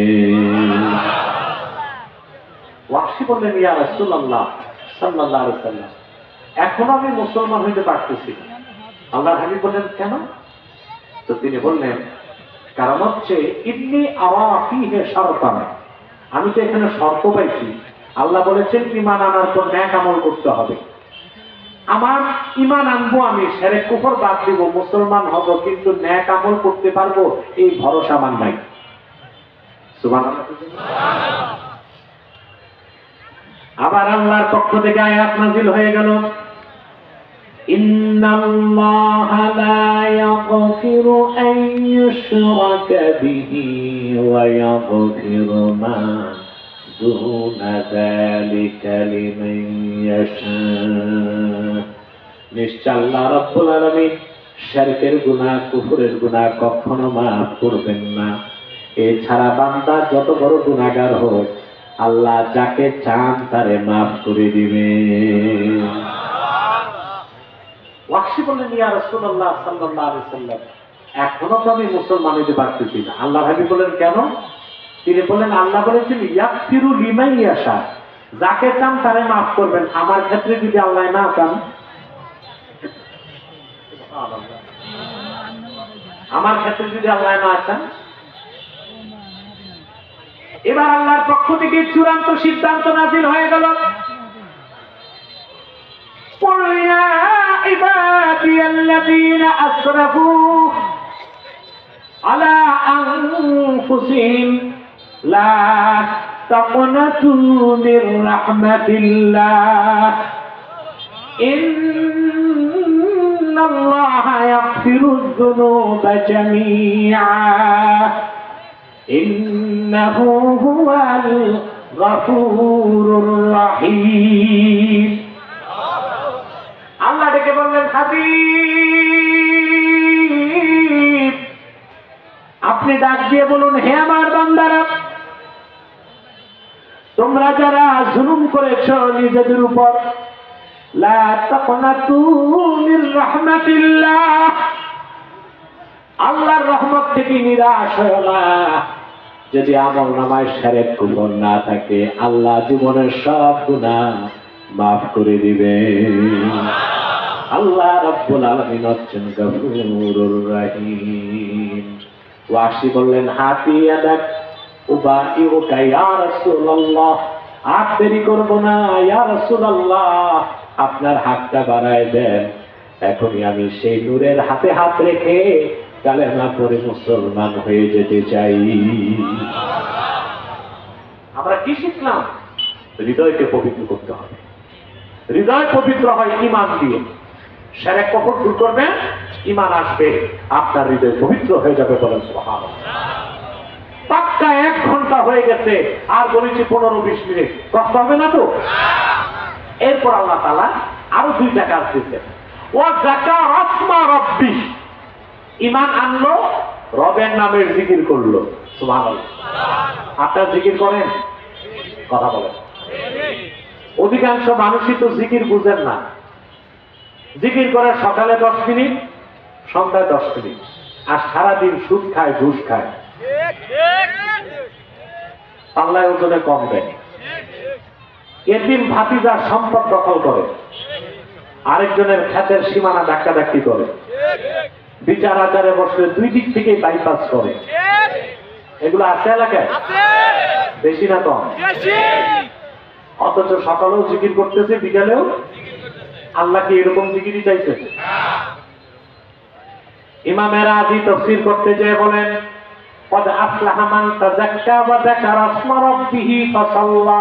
এখানে তিনটা কথা শুনতে বলছিলাম। কয়টা? প্রথম হচ্ছে ইজালাতু আকাইদিল ফাসিদাতি মিনাল কলব, অন্তর থেকে শিরক কুফর দূর করে ঈমানের নূর দিয়ে অন্তরকে পবিত্র করতে হবে।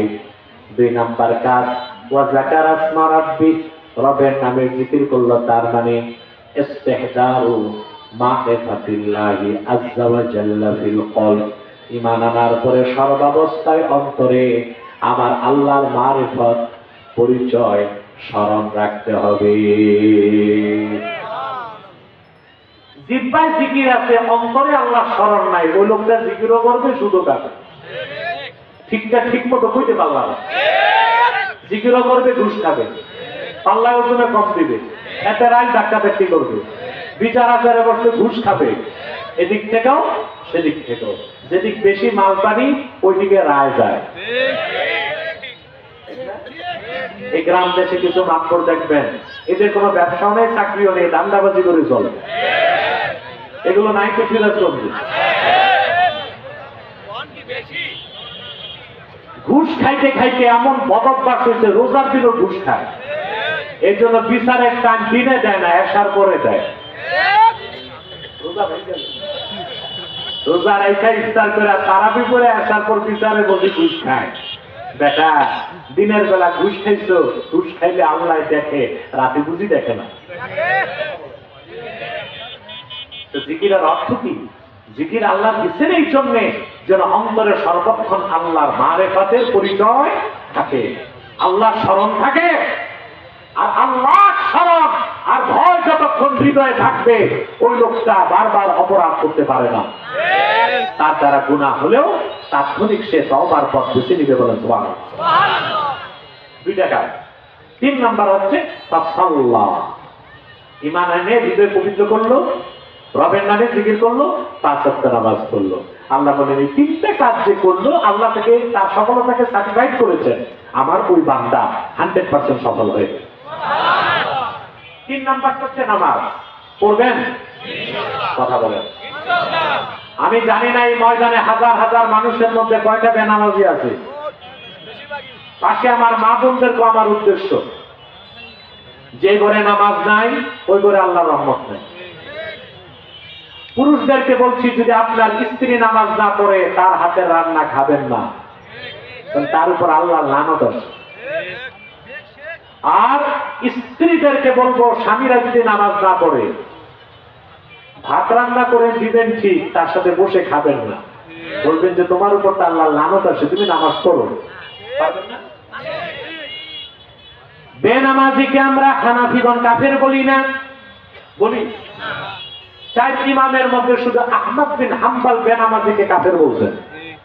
উনিও তো বড় ইমাম। আরে কথা কও না।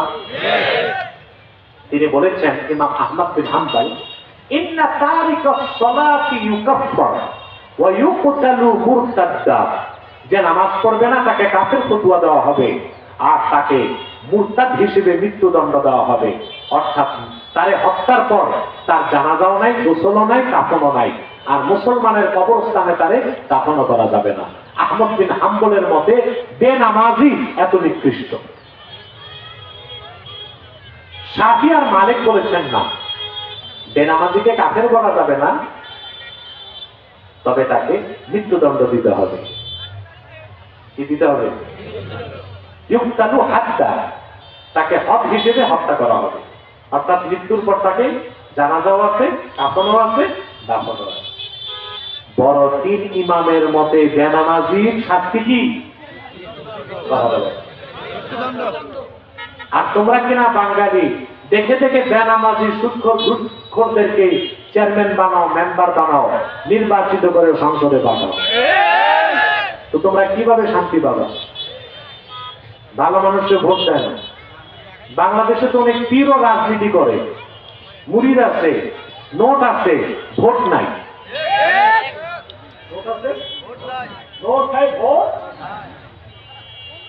পীর সাহেবের মাহফিলের লোকের অভাব নাই,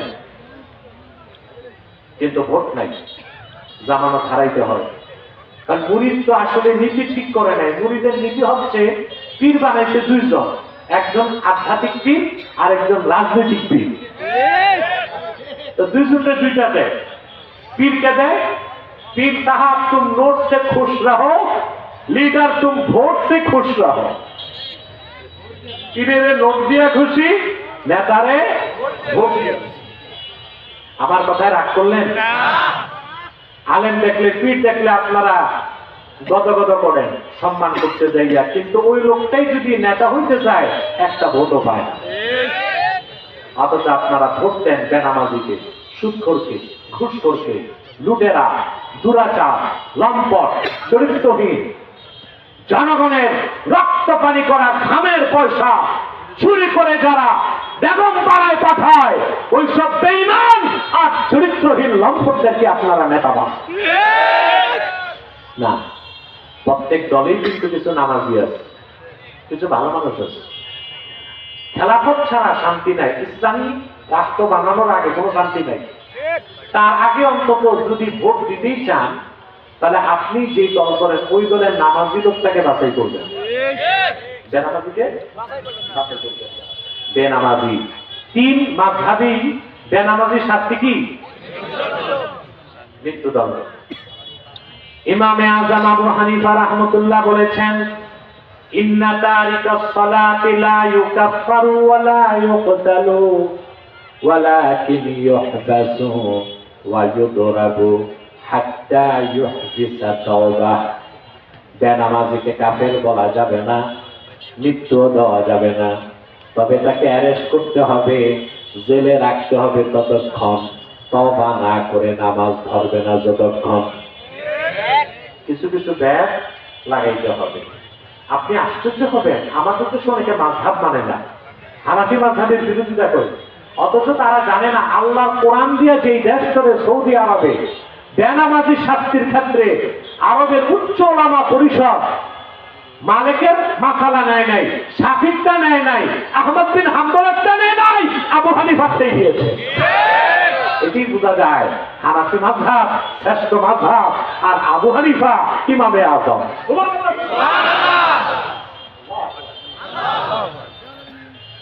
তাহলে বেনামাজিকে কাফের বলি না, কিন্তু কাফের হতে বাকিও। এটা হচ্ছে মতভেদ। কিন্তু একটা জায়গায় সব মাযহাবের সব আলেম একমত, সব মাসলাকও একমত। এই ফতোয়াটা দিব, বেনামাজিদের শুনতে হবে। ইন্না তারিকাস সালাতি আফদাহু মিনাজ জানি ওয়াস সারিক ওয়াল কাতিলি ওয়া মুদমিনিল খামরে। যে নামাজ পড়ে না বেনামাজি, শরাবখোর, জেনাকার, চোর আর হত্যাকারীর চোর নিকৃষ্ট হচ্ছে বেনামাজি। আবার বলছি, মা বোনরাও শুনে রাখবেন, আপনাদেরকে বলছি, বেনামাজিদেরকে বলছি, শরাবখোর, জেনাকার, চোর, হত্যাকারীর চোর নিকৃষ্ট হচ্ছে বেনামাজি। নামাজ পড়বেন, নামাজ না পড়লে পূর্ণ সফলতা আসতে পারে না। যারা যারা নামাজ পড়ে না, আজকে ওয়াদা করতে হবে, হাত তুলে ওয়াদা করে বলেন, ইয়া আল্লাহ ওয়াদা করছি আজ থেকে এক ওয়াক্ত নামাজ তরক করব না। যদি শয়তানের ওয়াসওয়াসায় নামাজ ছুটে যায়, তাৎক্ষণিক তওবা করে কাজা হিসেবে নামাজ আদায় করব। তাহলে এই তিনটা কাজ করবেন। শিরক কুফর দূর করে ঈমানের নূর দিয়ে অন্তর পবিত্র করবেন, আল্লাহর স্মরণ সবসময় অন্তরে রাখবেন, পাঁচ ওয়াক্ত নামাজ পড়বেন। বিনা আযাবে, কম হিসাবে, ফার্স্ট চান্সে আল্লাহর জান্নাতে চলে যাবে। সফলতা পাইছে, সফলতার পথ খুঁজে পেয়েছেন। তারপর প্রায় তো কয়েক ঘন্টা হয়ে গেছে, আর কয়েক মিনিটের সামনের আয়াতগুলোর অনুবাদ করে দিচ্ছি। কি বলেন? এরপরে আল্লাহ রাব্বুল আলামিন এই একটা লোক উঠবানা মুনাজাত না করে পুরা কপাল নিয়ে যাবা না। আর যে ভাইরা দাঁড়িয়ে আছেন চেষ্টা করুন ভাই বসার জন্য। অনেকে বসতে পারে না, জিন্সের প্যান্ট লাগায় আসছে। আমি যদি বলি বসো, আরো বসে, বিপদ আছে, চিচেন থাক, বিপদ ধরতে পারে, ঠিক না? যা দাঁড়াই থাক, দাঁড়ায় থাকলে সমস্যা নাই, ডিস্টার্ব না করলে হবে, ডিস্টার্ব না করলে হবে। প্রিয় ভাই সব শুনতেছেন? এরপরে আল্লাহ তাআলা বলেন بل تؤثرون الحياة الدنيا والآخرة خير وأبقى। আল্লাহ তাআলা বলেছেন অবিশ্বাসীরা তোমরা দুনিয়ার জীবনকে প্রাধান্য দিচ্ছ, অথচ আখিরাতটাই উত্তম এবং স্থায়ী। বলেন সুবহানাল্লাহ। আমাদের মধ্যে আর কাফেরদের মধ্যে পার্থক্য, আমরাও দুনিয়াদারি করি। আল্লাহ কিন্তু মুসলমানকে বলেন নাই চাকরি বাকরি, ব্যবসা, রাজনীতি, কৃষিকাজ সব বাদ দিয়া শুধু মসজিদে তাসবিহ পড়তে বলছেন। আমাদের দর্শন হচ্ছে, আমাদের লাইফ স্টাইল, আমাদের ফিলোসফি অফ লাইফ, জীবন দর্শন আর কাফেরদের জীবন দর্শনে এখানেই পার্থক্য। আমরা দুনিয়াকে গ্রহণ করি ততটুক, প্রয়োজন যতটুক, কিন্তু আখিরাতকে প্রাধান্য দিই। আর কাফের মুশরিক আখিরাতকে বিশ্বাস করে না, আখিরাতের উপর দুনিয়াকে প্রাধান্য দেয়। ইসলাম এটা বলে নাই আমরা দুনিয়া বাদ দিব, চাকরি বাকরি, ব্যবসা করব না, শুধু মসজিদ মাদ্রাসা বসে তাসবিহ পড়ব। রাজনীতি, অর্থনীতি, লেনদেন, বিচার আচার, কৃষিকাজ, ব্যবসা, এগুলো আমরা কাফের মুশরিক বেঈমান ফাসেকদের হাতে তুলে দিব, এটা আল্লাহ বলেন নাই। বরং আল্লাহর নির্দেশ উম্মতে মুহাম্মদী সমাজ ও রাষ্ট্রের নেতৃত্ব দিবে। বলেন সুবহানাল্লাহ। ঠিক না ভাই? তো দুনিয়াদারি লাগবে কতটুক? দুনিয়া প্রয়োজন যতটুক, লাগবে ততটুক শরীয়তের নীতিতে। তাহলে ওই দুনিয়াদারির কারণে আপনার জান্নাতে যেতে কোনো সমস্যা হবে না। দুনিয়া বাদ দিবেন কি করে ভাই? দুনিয়াতে যে এত সুন্দর মেলা আল্লাহ সাজাই দিচ্ছেন, কিছু উপকরণ রাখছেন না?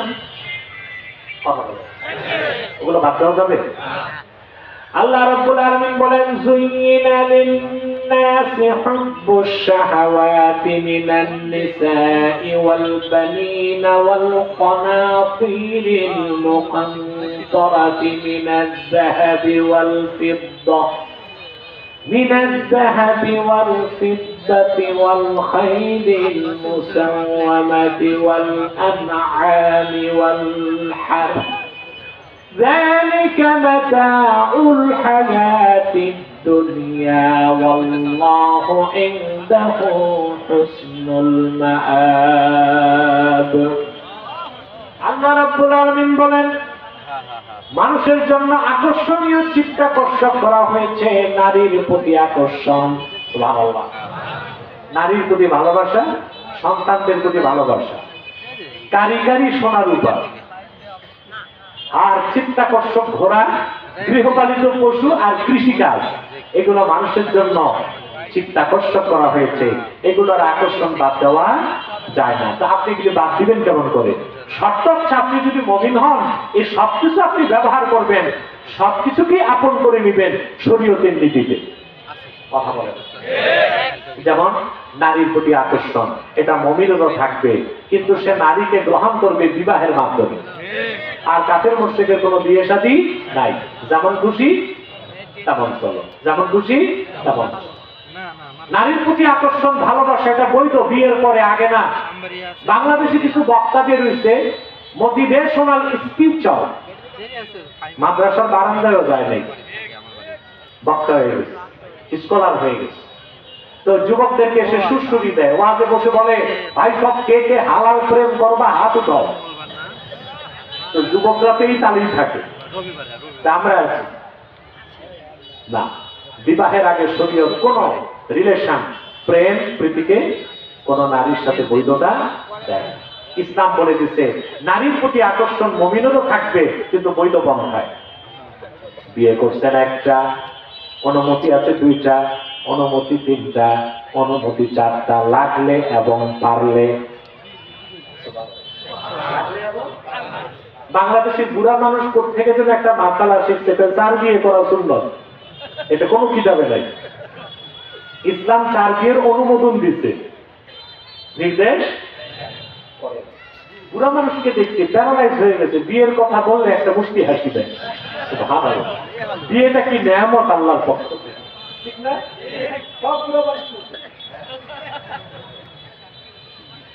আল্লাহ তাআলা বলে দিয়েছেন,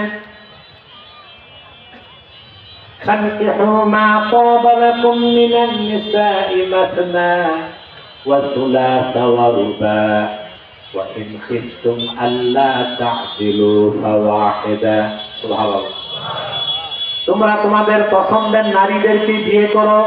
তা নারীর প্রতি আকর্ষণ বৈধ না অবৈধ? বিয়ের আগে না পরে? কথা বলেন। দুইটা, তিনটা, চারটা। وإن خفتم ألا تعدلوا فواحدة।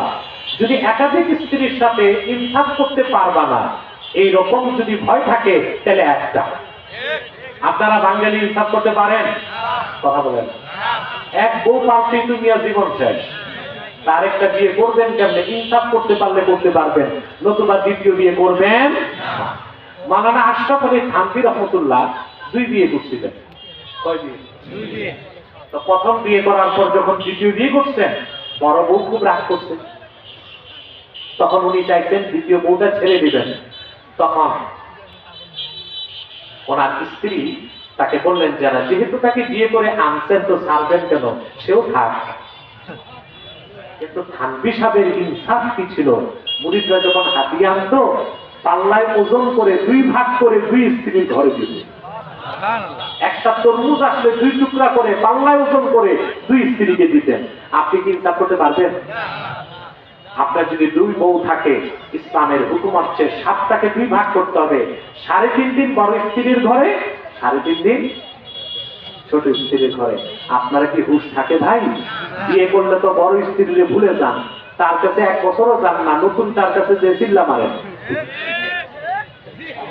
সাবধান, বিয়ে একটাই করবেন, পারলে লাগলে 2টা, পারলে লাগলে 3টা, পারলে লাগলে 4টা। নারীর প্রতি আকর্ষণ বৈধ বিয়ের পরে।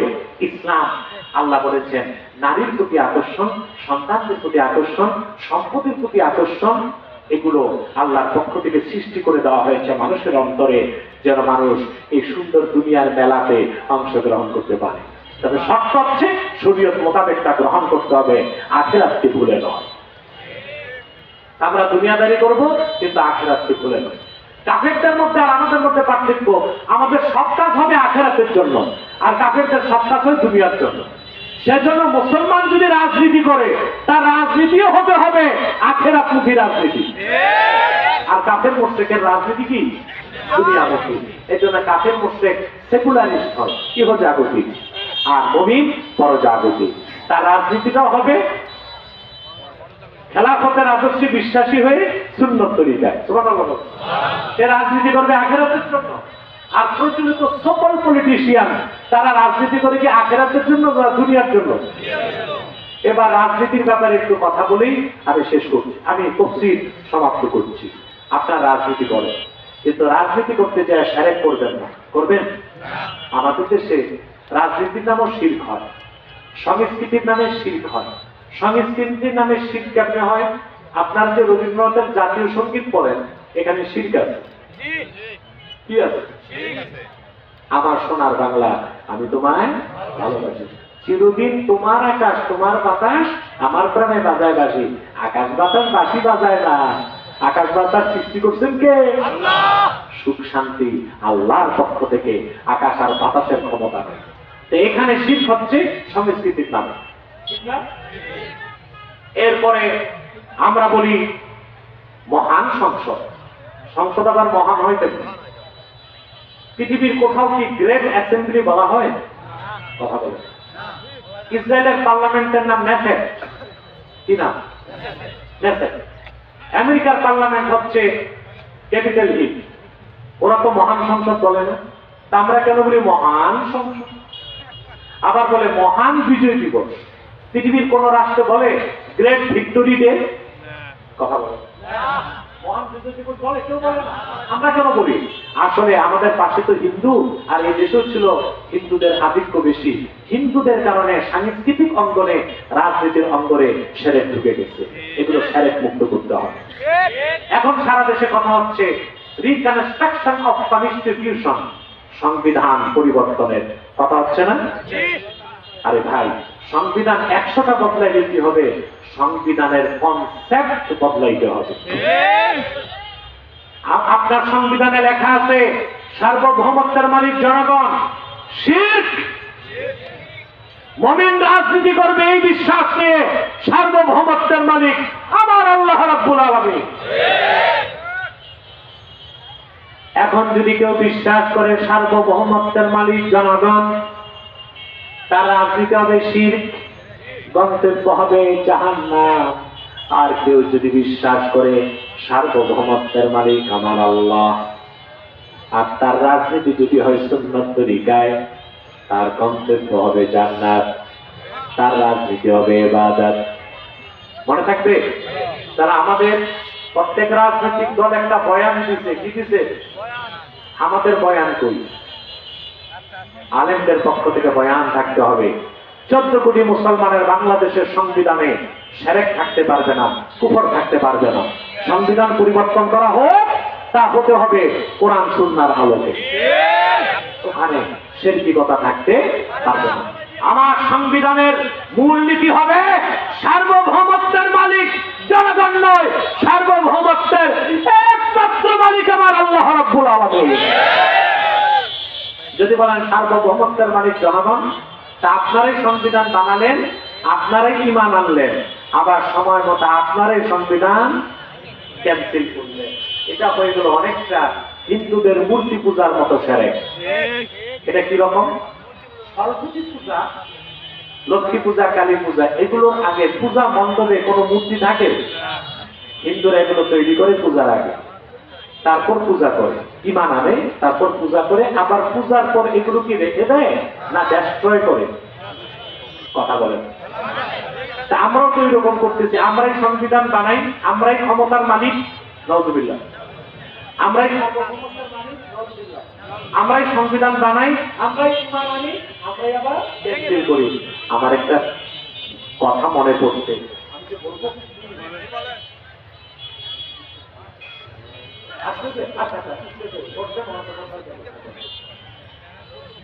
শুনতেছেন ভাই? তাহলে আমরা এখন কি করছি? আমরাই সংবিধান বানাই, আবার আমরাই ঈমান আনি, আবার আমরাই সংবিধান কি করি? ক্যান্সেল করি। আমার একটা ঘটনা মনে পড়ছে, বলবো? হযরত ওমর রাদিয়াল্লাহু তাআলা আনহু, তিনি একদিন কথা বলতেছেন, হঠাৎ হাসতে লাগছে। তো লোকজন জিজ্ঞেস করছে, হুজুর হাসেন কেন? বলে, জাহিলি যুগে এমন কিছু কাজ করতাম, ওগুলো মনে পড়লে এখনো হাসি আসে। তো হযরত ওমরকে লোকজন জিজ্ঞেস করছে, কি করতেন? হযরত ওমর বলছেন, কুন্না ফিল জাহিলিয়াতি নাসনাউ সানামান বিল আজওয়া সুম্মা নাকুলুহু। জাহিলি যুগে আমরা খেজুর দিয়ে মূর্তি বানাইতাম, খেজুর দিয়ে মূর্তি বানাইতাম, চুমা দিতাম, সাজদা করতাম, শ্রদ্ধা করতাম, মাথায় রাখতাম, বগলে রাখতাম, ক্ষুধা লাগলে খেয়ে ফেলতাম। খেজুর দিয়া। ওরা তো খাইতে পারে না, মানে মাটি দিয়া। আমরাও তো এখন 1500 বছর পরে অন্য আঙ্গিকে শিরক করতেছি। আমরাই সার্বভৌমত্বের মালিক দাবি করি, আমরাই সংবিধান বানাই, আমরাই ঈমান আনি, আবার সময় মতো খেয়ে ফেলি। না, রাজনীতি করতে যে আখিরাতকে নষ্ট করবেন না, মনে থাকবে? এই জন্য আল্লাহ পাক বলেন, বাল তুসিরুনাল হায়াতাদ দুনিয়া ওয়াল আখিরাতু খায়রুন ওয়া আবকা। বরং তোমরা দুনিয়ার জীবনকে প্রাধান্য দিচ্ছ, অথচ আখিরাত হচ্ছে উত্তম স্থায়ী। ইন্না হাযা লাফিস সুহুফিল উলা সুহুফি ইব্রাহিম ওয়া মূসা। এই আখিরাতের কথা পূর্বের সহিফাগুলো তো এসেছে। আল্লাহ বলেন, বিশেষ করে ইব্রাহিমের উপর অবতীর্ণ সহিফা আর মূসার উপর অবতীর্ণ তাওরাতেও আখিরাতের কথা এসেছে। আমি সূরা আ'লা থেকে যে 6টা আয়াতের ব্যাখ্যা করলাম, মনে থাকবে? সাদাকাল্লাহুল আযীম। وصدق رسوله النبي الكريم ونحن على ذلك من الشاهدين والشاكرين والحمد لله رب العالمين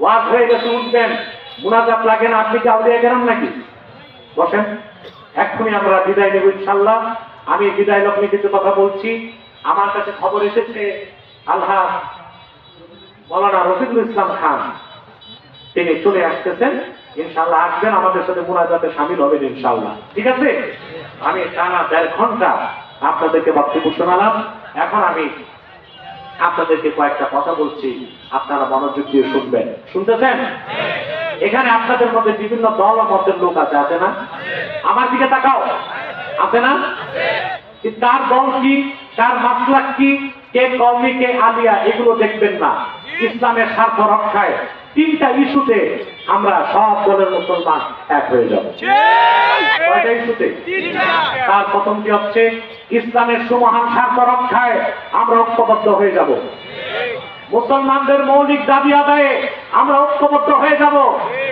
আর বাংলাদেশের স্বাধীনতা রক্ষায় আমরা ঐক্যবদ্ধ হয়ে যাব আমাদের এই 3টি স্বার্থের বিরুদ্ধে বাংলাদেশে কাজ করতেছে 3টি অমুসলিম সম্প্রদায় তাদের মধ্যে সবচেয়ে জঘন্য হচ্ছে কুখ্যাত কাদিয়ানী সম্প্রদায় নিঃসন্দেহে তারা কাফের এবং অমুসলিম তাদেরকে যারা কাফের বলবে না তারাও কাফের কারণ তারা আল্লাহর আখিরি নবী মুহাম্মদ সাল্লাল্লাহু আলাইহি সাল্লামকে আল্লাহর শেষ নবী হিসেবে বিশ্বাস করে না চিল্লায় বলেন নাউজুবিল্লাহ এজন্য তারা কি কাফের জোরে বলতে হবে তারা কি কাফের তাদেরকে যারা কাফের বলবে না তারা কি কাফের মানুষদেরকে ধোঁকা দিয়ে মিথ্যা বানান মানুষদেরকে ধোঁকা দিয়ে কাফের বানাতে তারা ধোঁকাবাজির আশ্রয় নেয় তারা মুসলিমদের মতো টুপি লাগায় মুসলমানদের মতো দাড়ি রাখে মুসলমানদের মতো নাম রাখে তাই বলি তারা মুসলমান হবে দাড়ি রাখলেই কেউ যদি মুসলমান হতে পারত তো রবীন্দ্রনাথ ঠাকুরের চেয়ে বড় মুসলমান কে হইত রবি ঠাকুর কি মুসলিম ছিল না মুসলিম নাম রাখলে মুসলমান হওয়া যায় টুপি লাগাইলে দিল্লি পার্লামেন্টে হিন্দু এমপিরা কংগ্রেসের লম্বা টুপি লাগায় থেকে মুসলমান হয়ে যাবে এক শয়তান বোতলে পেশাব করে উপরে নাম লেখছে শরবত ওরে কি শরবত হবে ভিতরে কি তদ্রুপ কাদিয়ানীরা কাফের আব্দুল আউয়াল আব্দুল সামাদ মুবাশশির আলী কবির চৌধুরী গহর রেজভী শাহরিয়ার কবির আর নিঝুম মজুমদার এসব নাম রাখার দ্বারা কাদিয়ানীরা মুসলমান হতে পারে আমার ভাইয়েরা আমার বন্ধুরা আমার আল্লাহ ও নূর নবীজি আমার মুহাম্মদ সাল্লাল্লাহু আলাইহি সাল্লামের ইসলাম ও কোরআনের হাজার হাজার হাজার বছর পরে বর্তমান ভারতের কুখ্যাত পাঞ্জাবের কুখ্যাত গুরুদাসপুরের কুখ্যাত কাদিয়ানে ইংরেজ আমলে এক শয়তান নিজকে নবী দাবি করছে চিল্লায় বলেন নাউজুবিল্লাহ ওই শয়তান তার নাম রেখেছিল তার বাপ মির্জা গোলাম আহমদ কাদিয়ানী সাবধান তাকে গোলাম আহমদ বলা যাবে না কারণ গোলাম আহমদ অর্থ আহমদ এর গোলাম কোন কাফের কোনদিনও গোলাম আহমদ এর গোলাম হতে পারে না আর কাদিয়ানের কাযযাব ছিল শেষ দরজার কুখ্যাত কাফের সে গোলাম আহমদ এর গোলাম ছিল না সে ছিল কুখ্যাত শয়তানের কুখ্যাত গোলাম কাদিয়ানের কাযযাব মিথ্যা নবুয়তের দাবিদার মির্জা গোলাম শয়তান কাদিয়ানির উপর গজব এসেছে 1908 সালে যখন গজব এসেছে কাদিয়ানের কাযযাব মিথ্যা নবুয়তের দাবিদার মির্জা গোলাম শয়তান কাদিয়ানি 1908 সালে ধ্বংস হয়ে কুখ্যাত জাহান্নামের কুখ্যাত কুকুরে পরিণত হয়েছে তার অনুসারীরাও ধ্বংস হয়েছে বর্তমানে কিছু কাদিয়ানি বাংলাদেশে আছে যারা ইসলাম ও মুসলমানের বিরুদ্ধে চক্রান্ত করে যাচ্ছে তাদেরকে নির্মূল করার জন্য সকল দলের মুসলমান ঐক্যবদ্ধ হইতে হবে মানুষকে ধোঁকা দিয়ে কাফের বানাতে তারা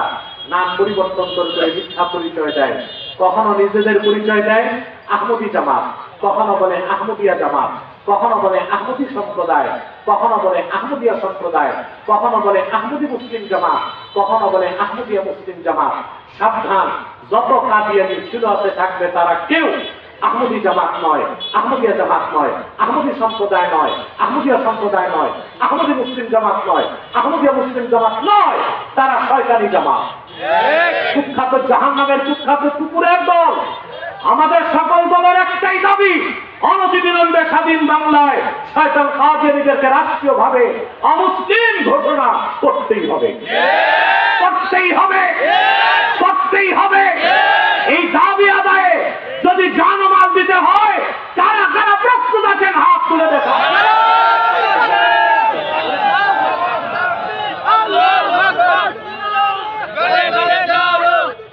সম্মানিত সুধী, কাদিয়ানীদেরকে অর্থনৈতিকভাবে সহযোগিতা করবেন না? করবেন? করেন আপনারা? জি। প্রাণ কোম্পানির যত জিনিস তাদের, সেজান কোম্পানির জুস তাদের, আর FL এর পণ্যগুলো তাদের, প্রথম আলো, ডেইলি স্টার, কালের গ্রন্থিগুলো তাদের। এগুলো ধরবেন না, কিনবেন না, বেচবেন না, মনে থাকবে?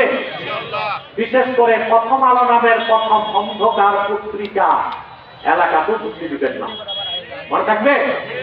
আরেকটি অমুসলিম সম্প্রদায় আমাদের বিরুদ্ধে চক্রান্ত করে যাচ্ছে, এটা হচ্ছে ঈসাই জামাত। এটা হচ্ছে খ্রিস্টানদের একটা গোপন দল। 1975 সালে তারা বাংলাদেশে ঢুকেছে। এই পর্যন্ত 2.5 লক্ষ পরিবারকে খ্রিস্টান বানায় দিচ্ছে। এরাও দাঁড়িয়ে রাখতে টুপি লাগায়, মানুষকে খ্রিস্টান বানায়, বলে যে তুমি ঈসাই মুসলমান। তার মানে বলে তুমি ঈসার উম্মত মুসলমান। ঈসার উম্মত কি মুসলমান না খ্রিস্টান? তাহলে এই ঈসাই জামাত এরাও কাফের, অমুসলিম, খ্রিস্টান, এদের ব্যাপারেও সাবধান থাকবে। আরেকটা বাতিল ফেরকা মাথা চালা দিয়েছে, এটার নাম হিজবুত তাওহীদ। হিজবুত তাওহীদ না হিজবুত শয়তান। এদেরকে মূলত টাকা পয়সা দিয়া পালে ইসরায়েল। কারা পালে? এদের মূল কাজ আলেম ওলামা থেকে জনগণকে সরায় দেওয়া। এরা আলেম ওলামার বিরোধিতা করে। মনে রাখবেন, কোন একজন আলেমের বিরোধিতা করলে, গালি দিলে কোনো ব্যক্তি কাফের হয় না, গুনাহগার হয়। কিন্তু সমস্ত আলেমদেরকে যদি কেউ গালি দেয়, তার ঈমান নষ্ট হয়ে যাবে।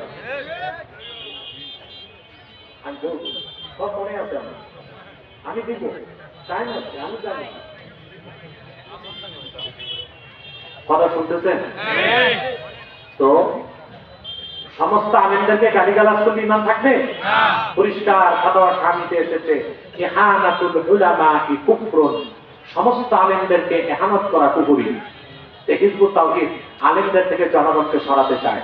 আপনারা মনে রাখবেন, যে বকরির পালে রাখাল নাই, ওই বকরি যায় বাঘের পেটে। আর যেই জাতির নেতৃত্বে আলেমরা নাই, ওই জাতি যায় বিজাতির খপ্পরে। হিজবুত তাওহীদের ব্যাপারে সাবধান থাকবেন। পারবেন ইনশাআল্লাহ? আল্লাহ আমাদেরকে কবুল করুন, মঞ্জুর করুন, বলুন আল্লাহুম্মা আমিন। মুনাজাতের আগে রুমাল নিয়ে যাচ্ছে মাছ কবরস্থানের জন্য, মাহফিলের জন্য। আপনারা দিবেন না ভাই? আপনারা যদি তাদেরকে ঋণগ্রস্ত রাখেন, এই বিশাল মাহফিল এবার করছে, আগেরবার কি করবে তারা? তো দিবেন না? ভাড়ার টাকা রেখে বাকিটা দিতে হবে। পকেটে হাত দেন, আপনার নিজের পকেটে, অন্যের পকেটে। এবং যাও, যাও, রুমাল নিয়ে যাচ্ছে, প্রত্যেকেই রুমালের মধ্যে কিছু কিছু দিবেন, প্রত্যেকেই। আর একটু জিজ্ঞেস করেন, লা ইলাহা